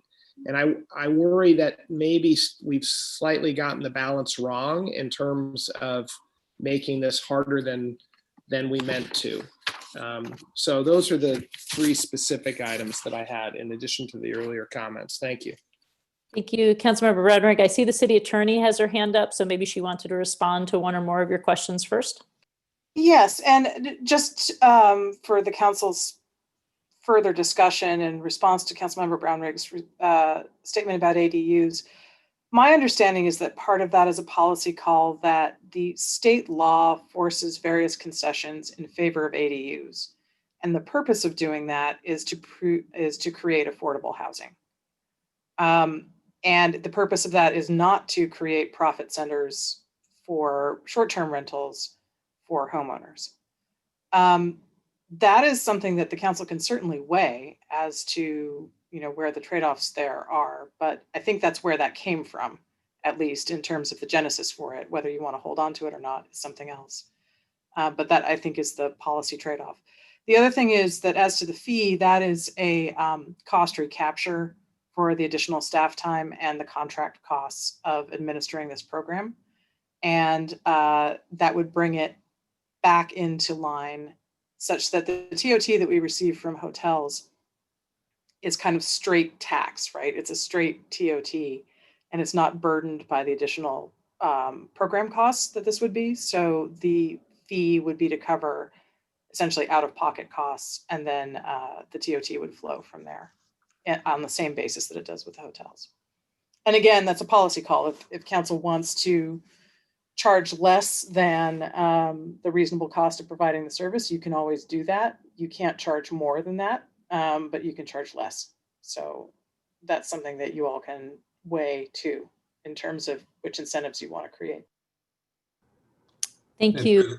Through the chair, if I could add one more thing related to ADUs. The city attorney did call that correctly. I mean, I think the general idea is that the state has required that cities be very permissive when it comes to ADUs with the explicit policy goal of creating more housing. What I will say is that some cities do allow ADUs to be used as short-term rentals, but they're just subject to the same primary residency requirement as the normal home. So if you have, you know, a family member who has a long-term lease in that short-term rent in the ADU, and they go out of town for a while, they're able to rent that out too as an Airbnb or as a short-term rental. So I think the thing we wouldn't want to do is create an ordinance where people are specifically building ADUs under very relaxed laws and then renting them out as essentially a hotel in the backyard.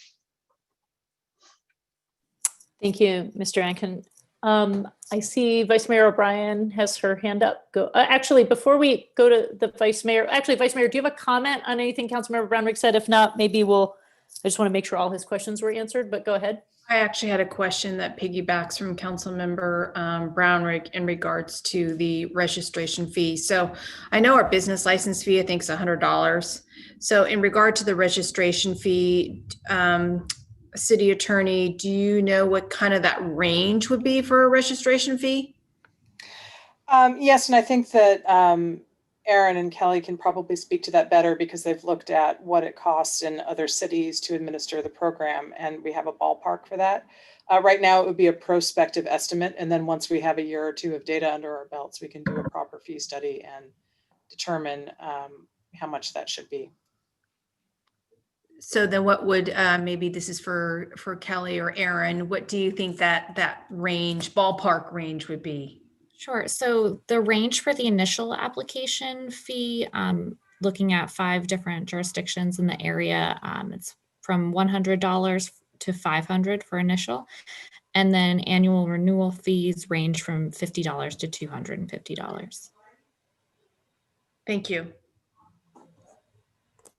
Thank you for that question. I want to go back. Councilmember Brownrigg had a question about the validity of the fiscal year.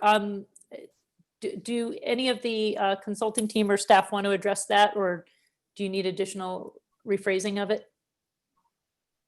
I think I would want to put this on the same kind of calendar sync as other fees that you collect on an annual basis. So I'd actually ask staff that question of, how is the finance department is set up to take these in. There are some cities that do it on a calendar year, and there are other cities that do both business licenses and registrations like these on a fiscal year, which I actually just know, having business licenses in various cities, it varies from city to city at what time they're collected.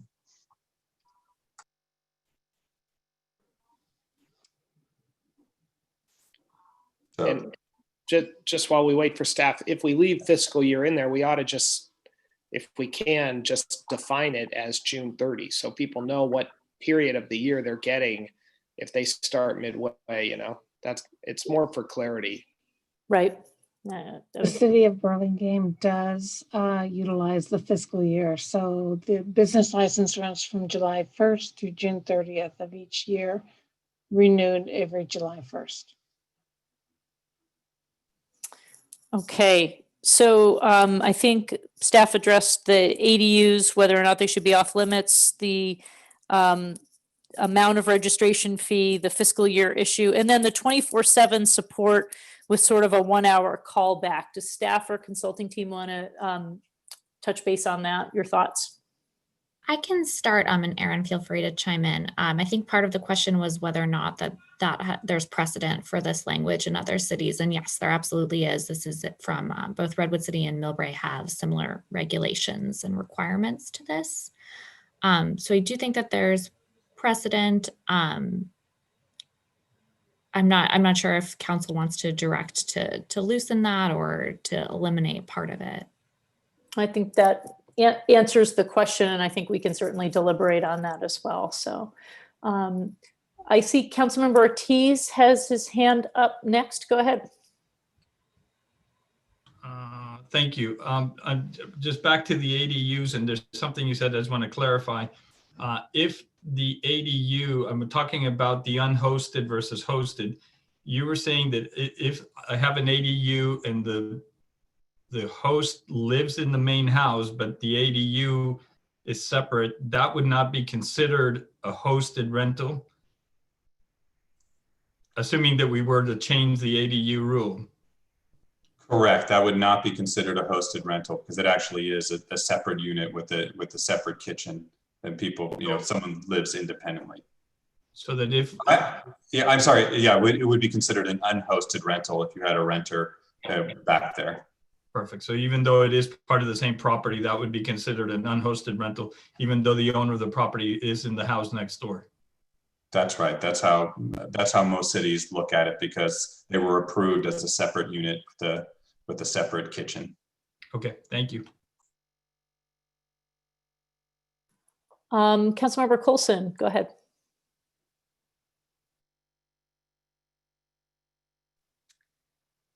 Thank you.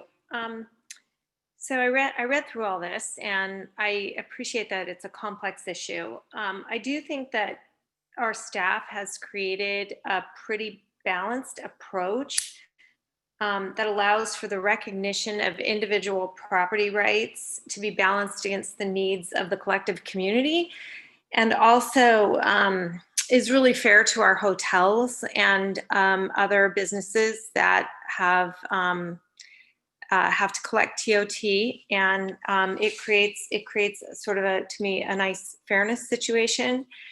I feel very strongly that, you know, the ADUs, I agree with Aaron's comment that I really don't want people building ADUs to turn them into little mini hotels in the back of their house. If you know, we do have a housing shortage and people are building ADUs and they're renting them out, I would rather them be rented to a long-term tenant that is someone who lives and works in our community on a more permanent basis. I think that was the intention of the California state legislature when they put those in place. And I understand that not every ADU is going to be rented out to a permanent tenant, but if you are going to rent it, I think that's a better way to go. I am not opposed to collecting a fee to recapture and pay for our staff time. I think it's what we do in everything we do, whether it's permitting or park and rec fees. If we want to charge on the lower end, I'm fine with that, but I think it's fine to reimburse the city for the staff time. And I'm also okay with, you know, I just want to point out one thing. A couple of people in their emails and a couple of comments here have said something like, you know, we the property owner have to pay the tax. Well, you have to physically pay it, but you charge it on top of whatever the rate is. So you make your rate of $100 a night, and then you charge your tax on top, and we collect the tax. That's how it works at the hotels. That's how it'll work here. This is not coming out of or gouging them in any way. And again, it just sets the playing field fair. In terms of the 24/7, to have somebody on site 24/7, I mean, you know, the only reason you're probably going to call somebody is if there's a big emergency. So there's a really loud situation, or you know, someone sitting out on the front porch, maybe late at night. I don't know, whatever the situation is, it seems to me that if there's a call, it's not going to be something insignificant. So at least having somebody be able to get there. I mean, if you want to loosen it up, they could be on site within, you know, maybe 2 hours or an hour and a half, 90 minutes. I think that's probably fine. But, you know, I think if there's a problem, there's an emergency, we do need to make sure somebody can get there to, you know, if a pipe breaks, if something happens, you're going to want somebody to get there. So I don't have a problem with that. So those are just kind of my overall comments. And I do want to thank Aaron and Kelly. I think they've done a really good job as an outside consultant. And I appreciate that both, that when they spoke to Airbnb and some of the vendors, the site platform hosts, that it sounds like they were supportive of this legislation. So for me, if we have something that I believe these vendors are supportive of, I'd like to maybe try it, knowing that we can always tinker with it down the road if we need, in 6 months or a year, if there's really something that's not working out for people. Thank you, Councilmember Coulson. Colleagues, any other sort of comments they want to add? If not, I'll throw some of my thoughts in. I don't see any other hands up. Yeah, go ahead. I'm sorry. If I could, I just have one quick comment. I want to politely disagree with my colleague, Councilmember Coulson. especially now that we've clarified the ADU situation, if the ADU requires, it has a limit on the unhosted time that people are going to be able to do this, and then it tells me that it is rented long-term and it is increasing the housing stock, which is what it's designed to do. So I think we need to reconsider ADUs. Maybe we can even add something. It has to be more than so many years old. But again, we're considering it unhosted even if the people live right next door. So I don't think we're reducing the housing stock by interpreting it like that. So I would be in favor of revisiting that.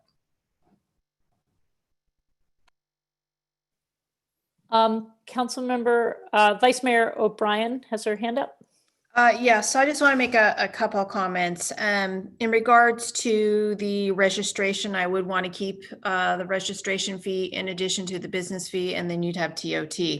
I do think, this does take staff time, and they need to be reimbursed with that. So whatever we normally do for fees, that should be implemented.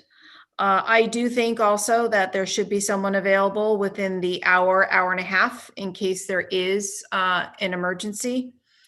ADUs, the point of doing the ADUs was long-term housing.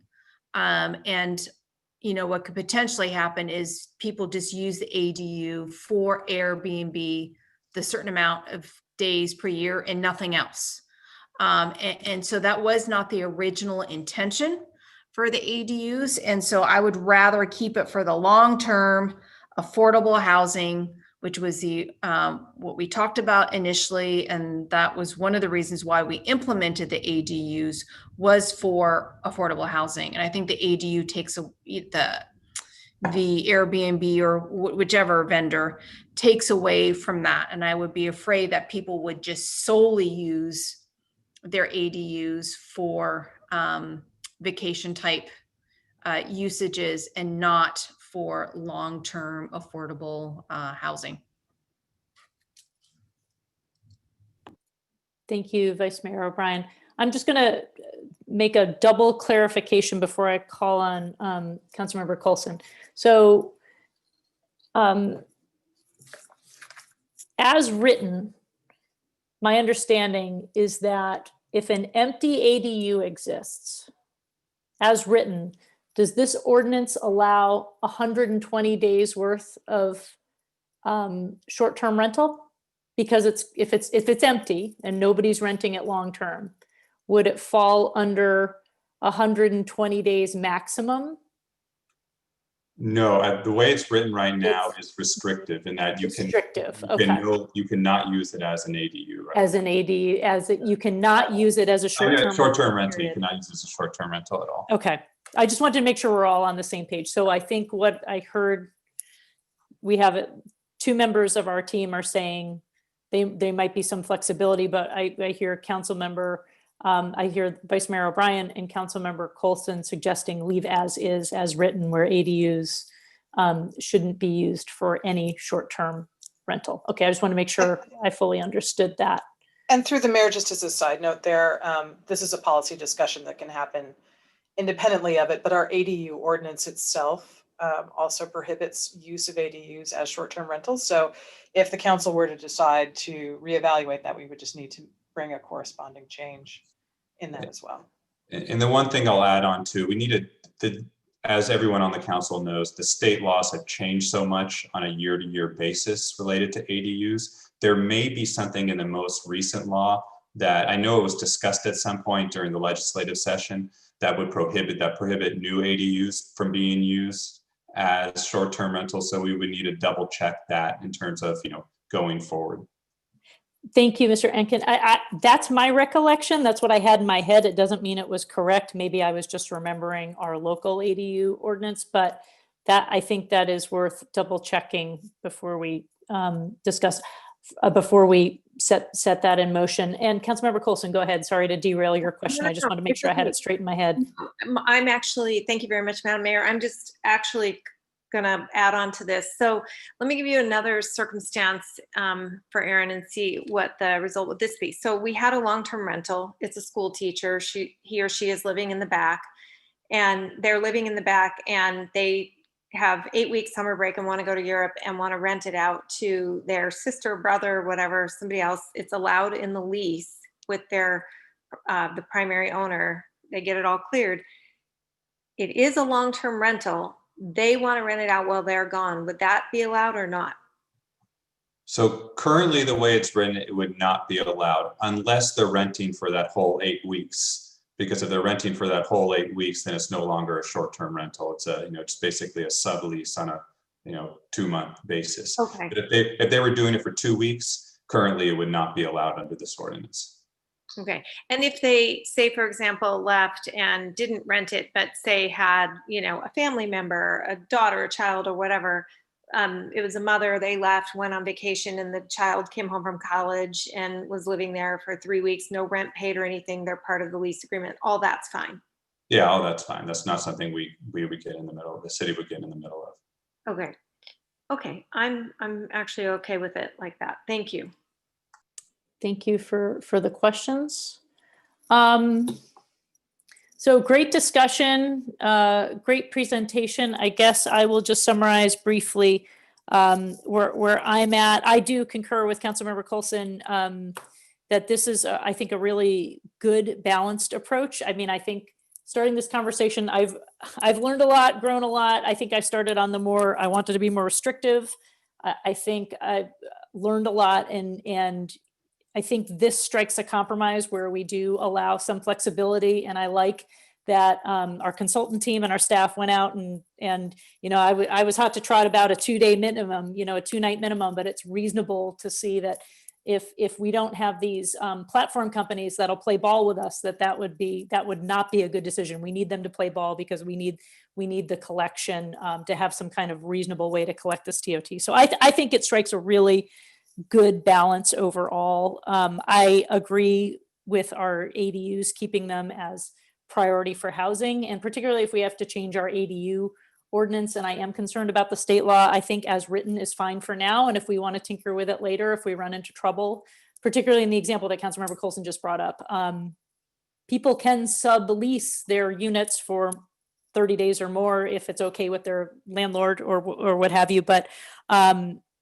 I think it's okay to leave as is and keep them for priority. Let's let the ADUs do what they're supposed to do and be more accessible housing in Burlingame. I concur with the Vice Mayor and Councilmember Coulson on fees. We need to collect the fees, especially if we're going to have additional potential consultants. My understanding, let's say most people play ball with Airbnb, some use VRBO, but if we need an additional consulting service for those one-offs or people that don't use their platform and put the ad in the coffee shop, if we need help monitoring, we've got to pay for that. And so I think the fees are reasonable based on staff time, and that will all be hashed out what's a reasonable fee.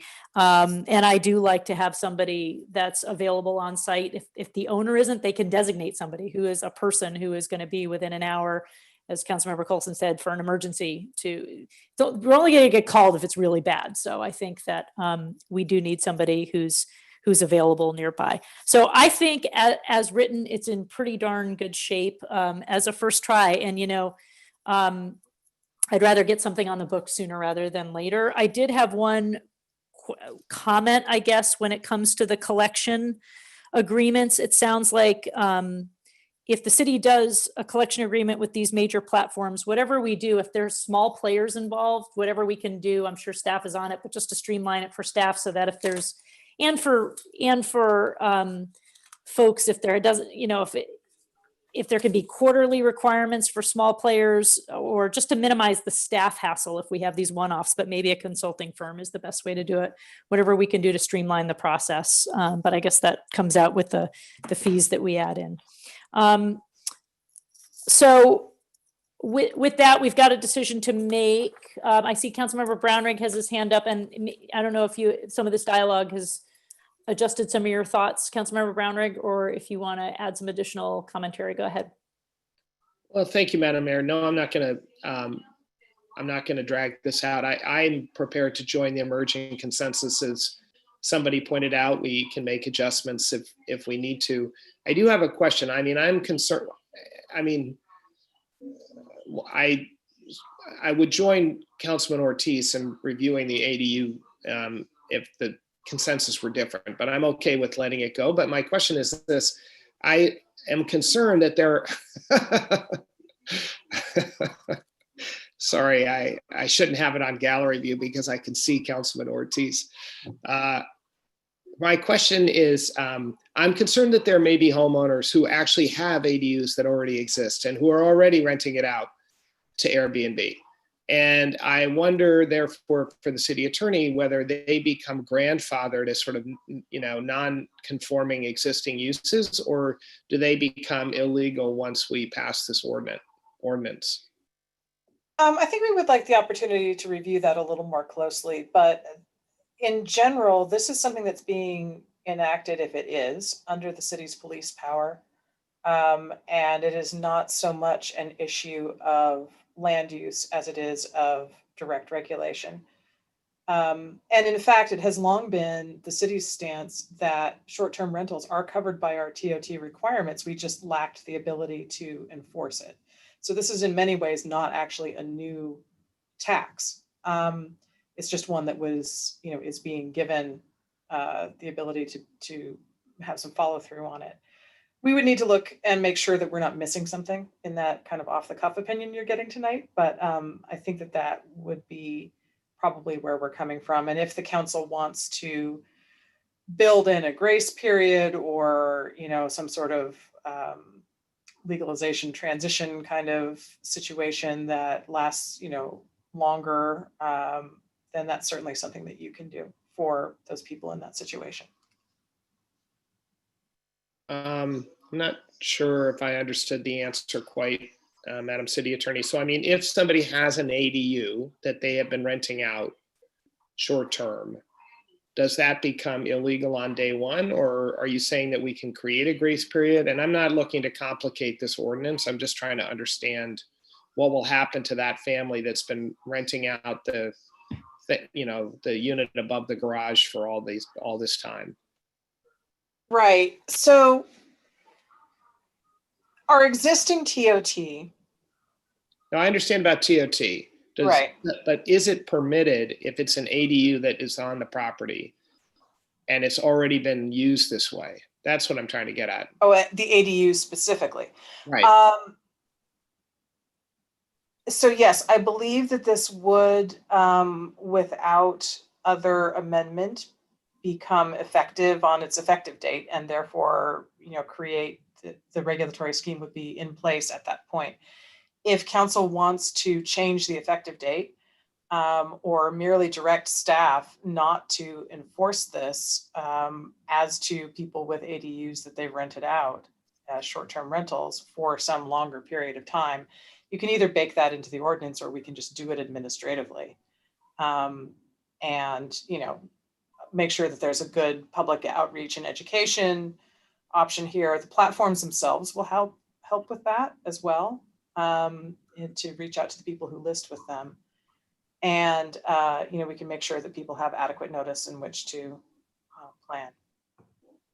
So it's really at the council's discretion. It can be done either way. Obviously, doing it as part of a revision of the ordinance has the force of law behind it, or you can just direct us as an administrative matter not to enforce those provisions for some period of time to give people a reasonable kind of Actually, sorry, allow me to, through the mayor, to chime in. There may be a part of the ordinance that does cover this. Section 6.56080 is a 1-year amnesty period. And that includes short-term rentals operating on or before the enactment of the ordinance.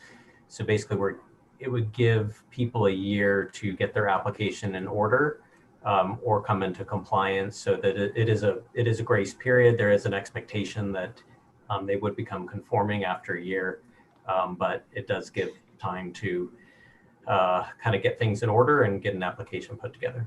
And that's for everybody, not just ADUs. That's correct. Okay, thank you for that. I appreciate it.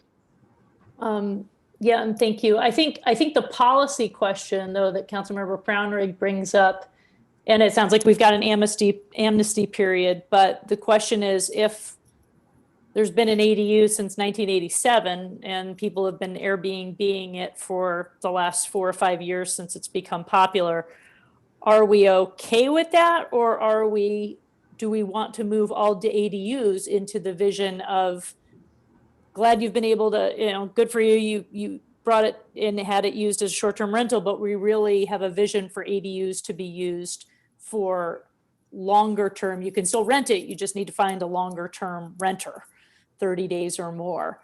I think that's an interesting policy question, and my instinct leans towards, Or we can do I think third option.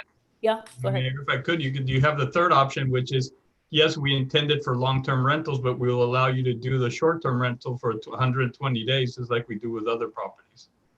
Come to the light side, young Jedi. But that's only if somebody's living in it. If you were to follow our ordinance. It has to be a long-term rental, and then they're allowed to do 120 days of unhosted Airbnb. But as it's written right now. As it's written right now, they can't do anything with it other than long-term rental. Right. But if what you're proposing, Councilmember Ortiz, is that it would still have to be a long-term rental, that person would have the ability while they're on vacation to go and. Correct. That's exactly right. But there's so in my view, that that approach does not reduce the affordable housing stock. It just gives people options. For example, a teacher who lives in it for most of the year and they want to rent it out, do short-term rentals when they're out for the summer. Come to the light side, young Jedi. Director Gardner, did you have a comment on that? I saw your hand up. Oh, sorry, the comment was the previous amnesty discussion. Okay, got it. Colleagues.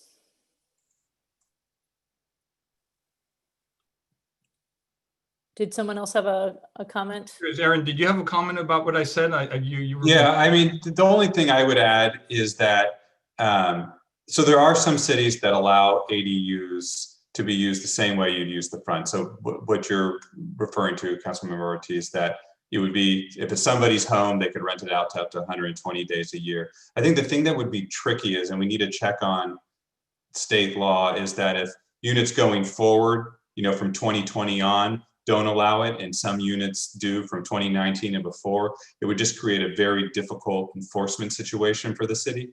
So if that was the council's direction to go that way, we'd probably want to do a little more research before second reading so we could put that analysis in the second reading report.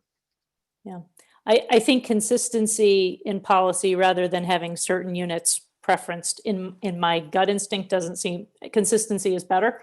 Colleagues, do we have any further comments on what Aaron just said?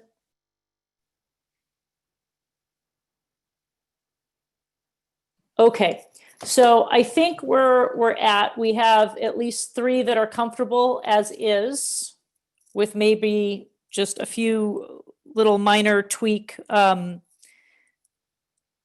language here and there in terms of some things that were brought up, like early on, just the definition of,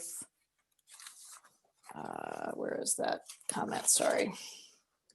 Adjacent property, if staff thinks we need to clarify that. Are there any other comments that we feel like we have a majority of substantive things that we'd consider changing? And I think we also heard that staff just wants to confirm what the state law is surrounding ADU and short-term rental. We know what our local ordinance does not allow it right now of any kind. So with those 2 sort of lingering things out there, are there any other language amendments or items we need to consider for next time around? Councilmember Brownrigg, go ahead. Madam Mayor, I should say, mind tricks he will not play. I think we spent a lot of time on this.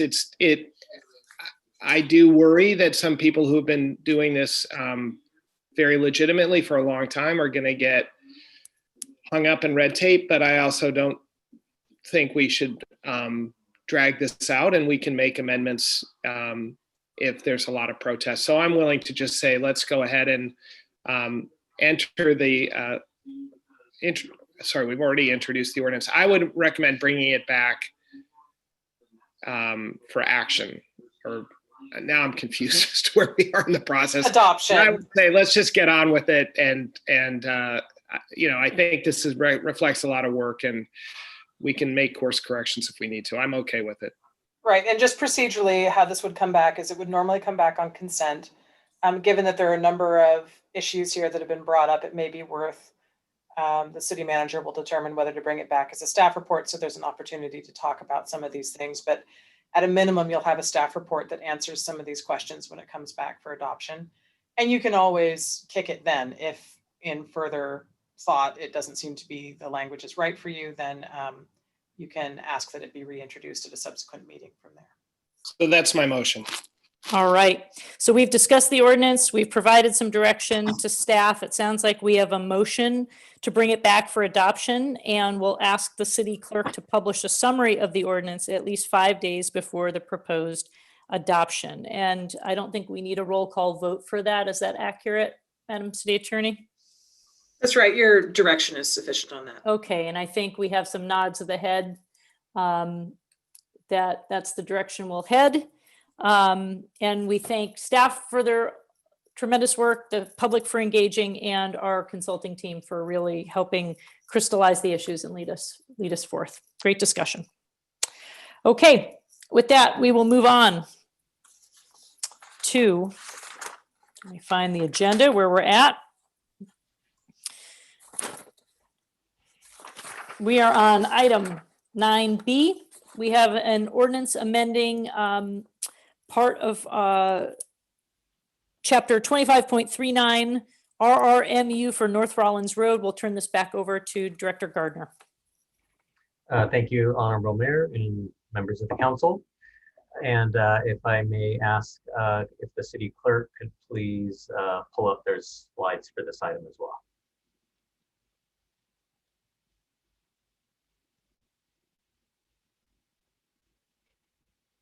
1 second. I closed it. And as you do that, I will just go ahead and start. With the introduction, the Burlingame's new general plan was adopted in January of 2019, January 7th to be exact. And at that time, interim ordinances were also adopted for 2 of the change areas in the general plan, the North Rollins Road Mixed Use District and the North Burlingame Mixed Use District. And as interim zoning is adopted under urgency ordinance, the zoning regulations may remain in place for no longer than 24 months total. The city is in the midst of a complete update of the zoning code, and staff anticipates bringing chapters forward starting in January of 2021.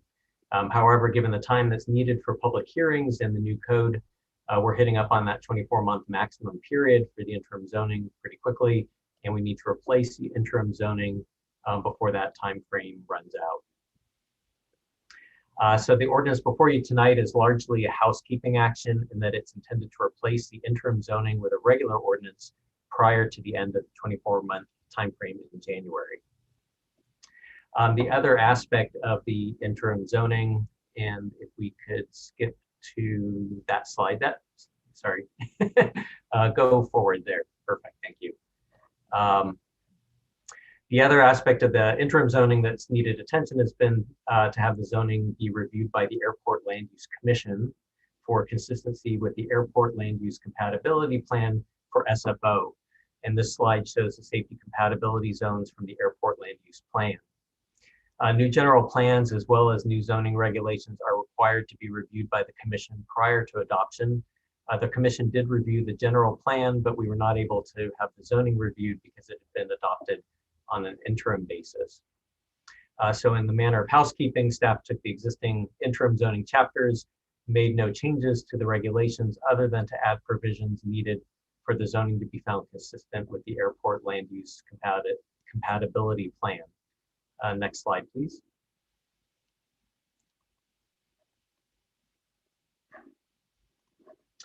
And this slide shows the safety compatibility zones overlaid onto the land use maps. The North Rawlins Road and North Burlingame districts fall within safety compatibility zones 2 and 3.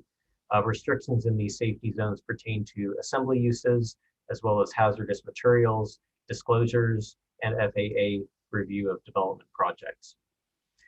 So although this is being presented as a housekeeping exercise, staff does fully anticipate that there will be further revisions to each of these chapters when the full update of the zoning ordinance is reviewed. We've now had a couple of years to see how the regulations work with development projects. And by many measures, the regulations have been successful, particularly in advancing housing. As of this evening, 792 units have been approved in these 2 land use districts, as well, and that includes 101 affordable units, and an additional 210 are under review.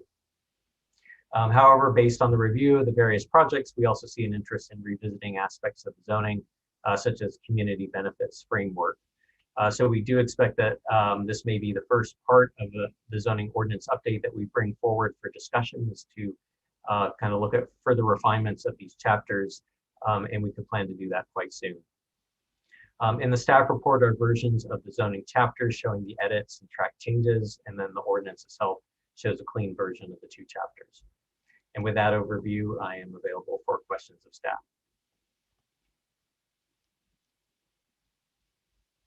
Thank you, Director Gardner. And this again is another ordinance that we're considering tonight. So we'll take the time right now to ask questions of staff before we read the title of the ordinance and have a public hearing. Colleagues, anybody would like to begin with a question?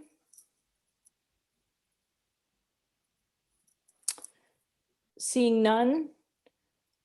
Just sort of big picture, because I'm just not as familiar with the airport regulations, and it sounds like this is sort of a work in progress, but it seems like some of the restrictions that the airport is requiring of us sometimes don't, I'm sure they've been studied and thoughtfully done, but things like where schools can be versus where hospitals can be, and there's uses that are really close by to where existing schools and existing hospitals and medical offices, and what defines a medical office? Is it a dialysis center or is it a hospital? So is there room, this probably isn't the conversation for tonight, but is this an opportunity for us to begin a more, an additional dialogue with San Francisco Airport to make sure that we have a full understanding of what's reasonable, and do they need some give and take with where our land use is going? Does that make sense? It does, and I did talk to the representative from the Airport Land Use Commission who advised us as we prepared these ordinance amendments, and the ordinances were reviewed twice by SFO representatives themselves. So we did take direction in terms of trying to be compliant with the requirements for the airport. My understanding is a lot of these restrictions that are in these airport safety zones come actually from the state level, because I did ask our commission representative, how malleable are these? Are these negotiable? And particularly because a lot of these assembly uses are uses we might want to have in these mixed use districts. It's kind of counter to some of our policy direction, but what she told me was, most of the airport land use compatibility plans have the identical restrictions. It's kind of it comes from the state level guidance. It is meant to, generally they want to avoid having large assemblies of vulnerable populations within proximity of an airport. Whether the basis or the science or not is we haven't really been asked to comment on that. We've just been asked to find consistency. So it would be a heavy lift, but the airport land use compatibility plan does get updated on a fairly regular basis. I think it's about 10 years old now, but I would say it's these are pretty established guidance from the state. Okay, that's super insightful, and I see Councilmember Ortiz has some comments too, and that's really the answer, is like if it's state law driven and it's a big lift, then that's what it is. As far as the area land use committee and what we review, it's pretty black and white. It either is compatible or is not compatible. We don't, if you want a use that is not compatible, there are ways to go forward and try to get an appeal. But as far as what we do, it's pretty black and white. It's either fits the compatibility plan or it doesn't. Thank you for that. So maybe some advocacy, but that's good to know what our parameters are. It's not a conversation just as easy as with our neighbors at SFO as we're updating our zoning ordinance. That was my only question, but this does seem like sort of a housekeeping issue that we've got to get done here, and staff really laid that out. Councilmember Brownrigg, did you have a question? Well, I guess a question indirectly, which is, yeah, I stopped reading after I saw the word housekeeping. Not quite true, but I appreciated the little, signal. But I did wonder if my colleagues on the Rollins Road subcommittee, if there's work that's going on, that if they were comfortable with this, basically, because obviously they spend more time thinking about Rollins Road than the rest of us. So I take their silence to be that they're comfortable with this, but I just wanted to ask the question specifically. Yeah, may I raise my hand here, actually? Yep, go ahead. Sorry. So yeah, Michael, I think probably the Vice Mayor and I both took a little look at it with regard to that. And the main thing I took away from this was more relevant to our discussion to parking 2 weeks ago, which was how might we, and I think the Vice Mayor probably pointed this out as well, how might we look at those, the two things that stuck out to me were the housing ratios, 5% low income or 10% moderate, and is there any adjustment that needs to be made on that? And then the second piece was looking at the community benefit piece. So do we need to make those more robust and make sure we're getting what we need when we have one shot to do it with all this new development? And I'm particularly, why I'm particularly focused on that is because in upzoning these properties, we created an immense amount of value, millions and millions of dollars of value. And that value needs to come back to us. And if it comes back in the form of more affordable housing, or it comes back in more community benefits, it's fine with me, but I do think we need to look at that. Amen. Second, amen. Great comments.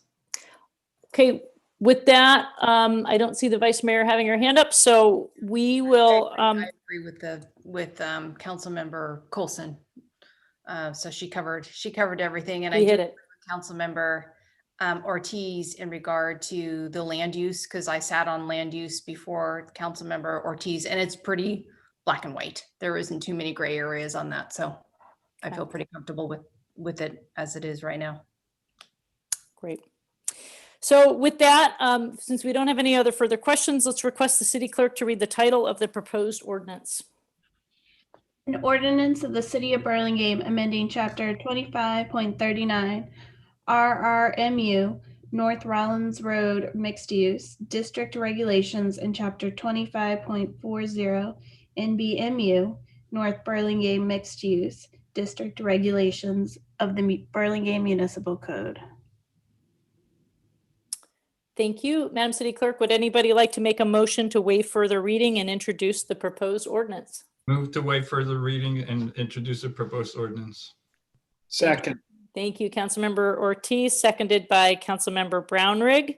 We'll take our roll call vote. Councilmember Coulson? Yes.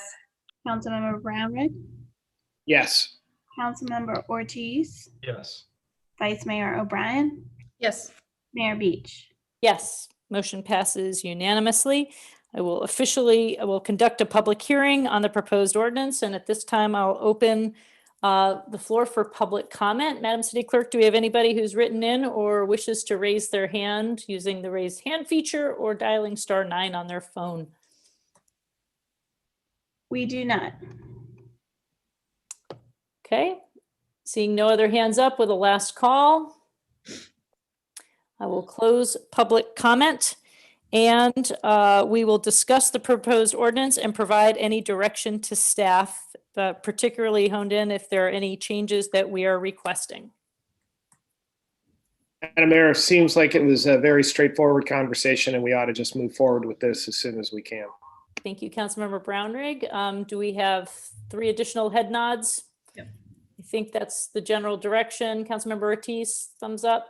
All right, so we will request no changes, and we'll direct staff to bring it back for adoption and ask the city clerk to please publish a summary of the ordinance at least 5 days before the proposed adoption. All right, we've checked that block. Thank you very much, colleagues and staff, for preparing it. We have one item left on the agenda. Would anybody do we need a 5-minute break, or are we okay to move on through? Let's move on. Okay. Anybody, everybody's okay with that? Then we'll move on to item 10A, which is a resolution creating the City of Burlingame Historic Register. This is, I think, Director Gardner, this is your night. It is. That's our trifecta tonight. So for this one, the Historic Resource Preservation Ordinance was adopted by the City Council in 2014 as Title 21 of the Municipal Code. It provides the rules, standards, and incentives regarding development of historic properties within the Burlingame Downtown Specific Plan area. However, to utilize the incentives, an eligible property must apply and be placed in the City of Burlingame Historic Register.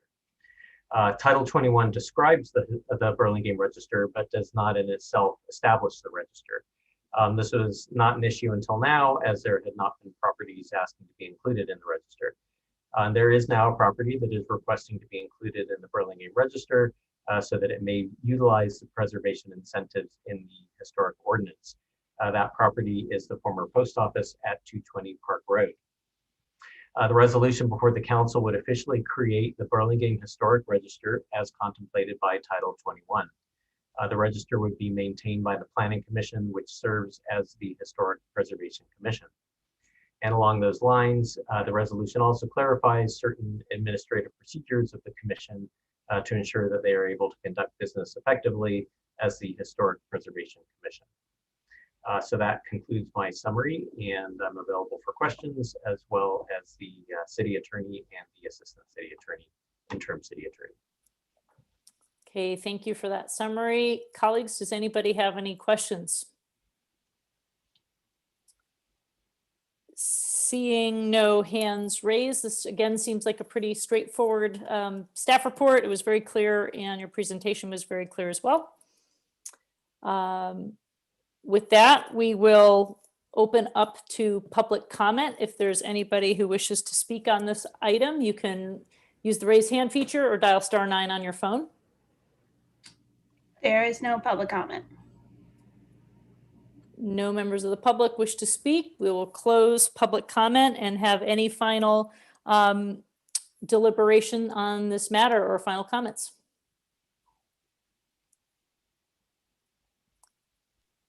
With no additional deliberation.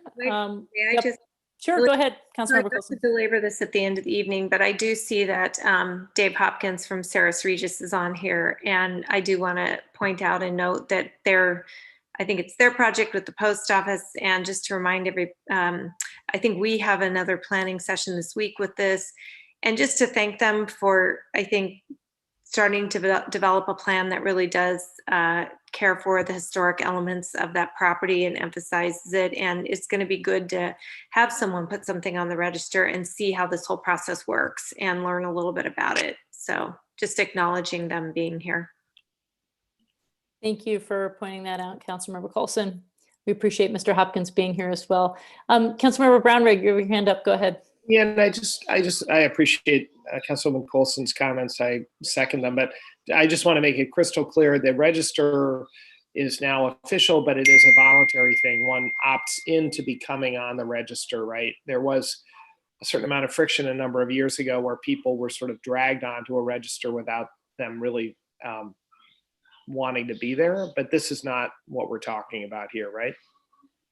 Yeah. Yes, and in fact, so part of this, and we'll have it for the Planning Commission in their next meeting, is there is an application form and an application process. It's not very onerous, but the proponent does need to prove that their resource is in fact eligible for the register. So it needs to have been previously deemed eligible for either state or national listing. So in the case of the post office, that all they need to do is attach a copy of the historic evaluation. But for example, if somebody said, I think my property, I would like to have it listed, there is a burden to prove that they are indeed eligible and that it is a historic resource. So it's not only is it not voluntary or not being it's not only opt-in, it's not automatic. Yeah, you have to kind of prove your worth, so to speak. Thank you. All right. Thank you for the question. If there's no other, I see Vice Mayor O'Brien has her hand up. Go ahead. Just a quick question. So the Historic Preservation Commission, is that the whole Planning Commission or is it a subcommittee of the Planning Commission? It's the whole Planning Commission. Okay. If either the city attorneys want to weigh in, but we do need to run the meeting in a way that it is sort of clear which commission they are acting as. So there needs to be some kind of partitioning of the meeting, but it is the full commission.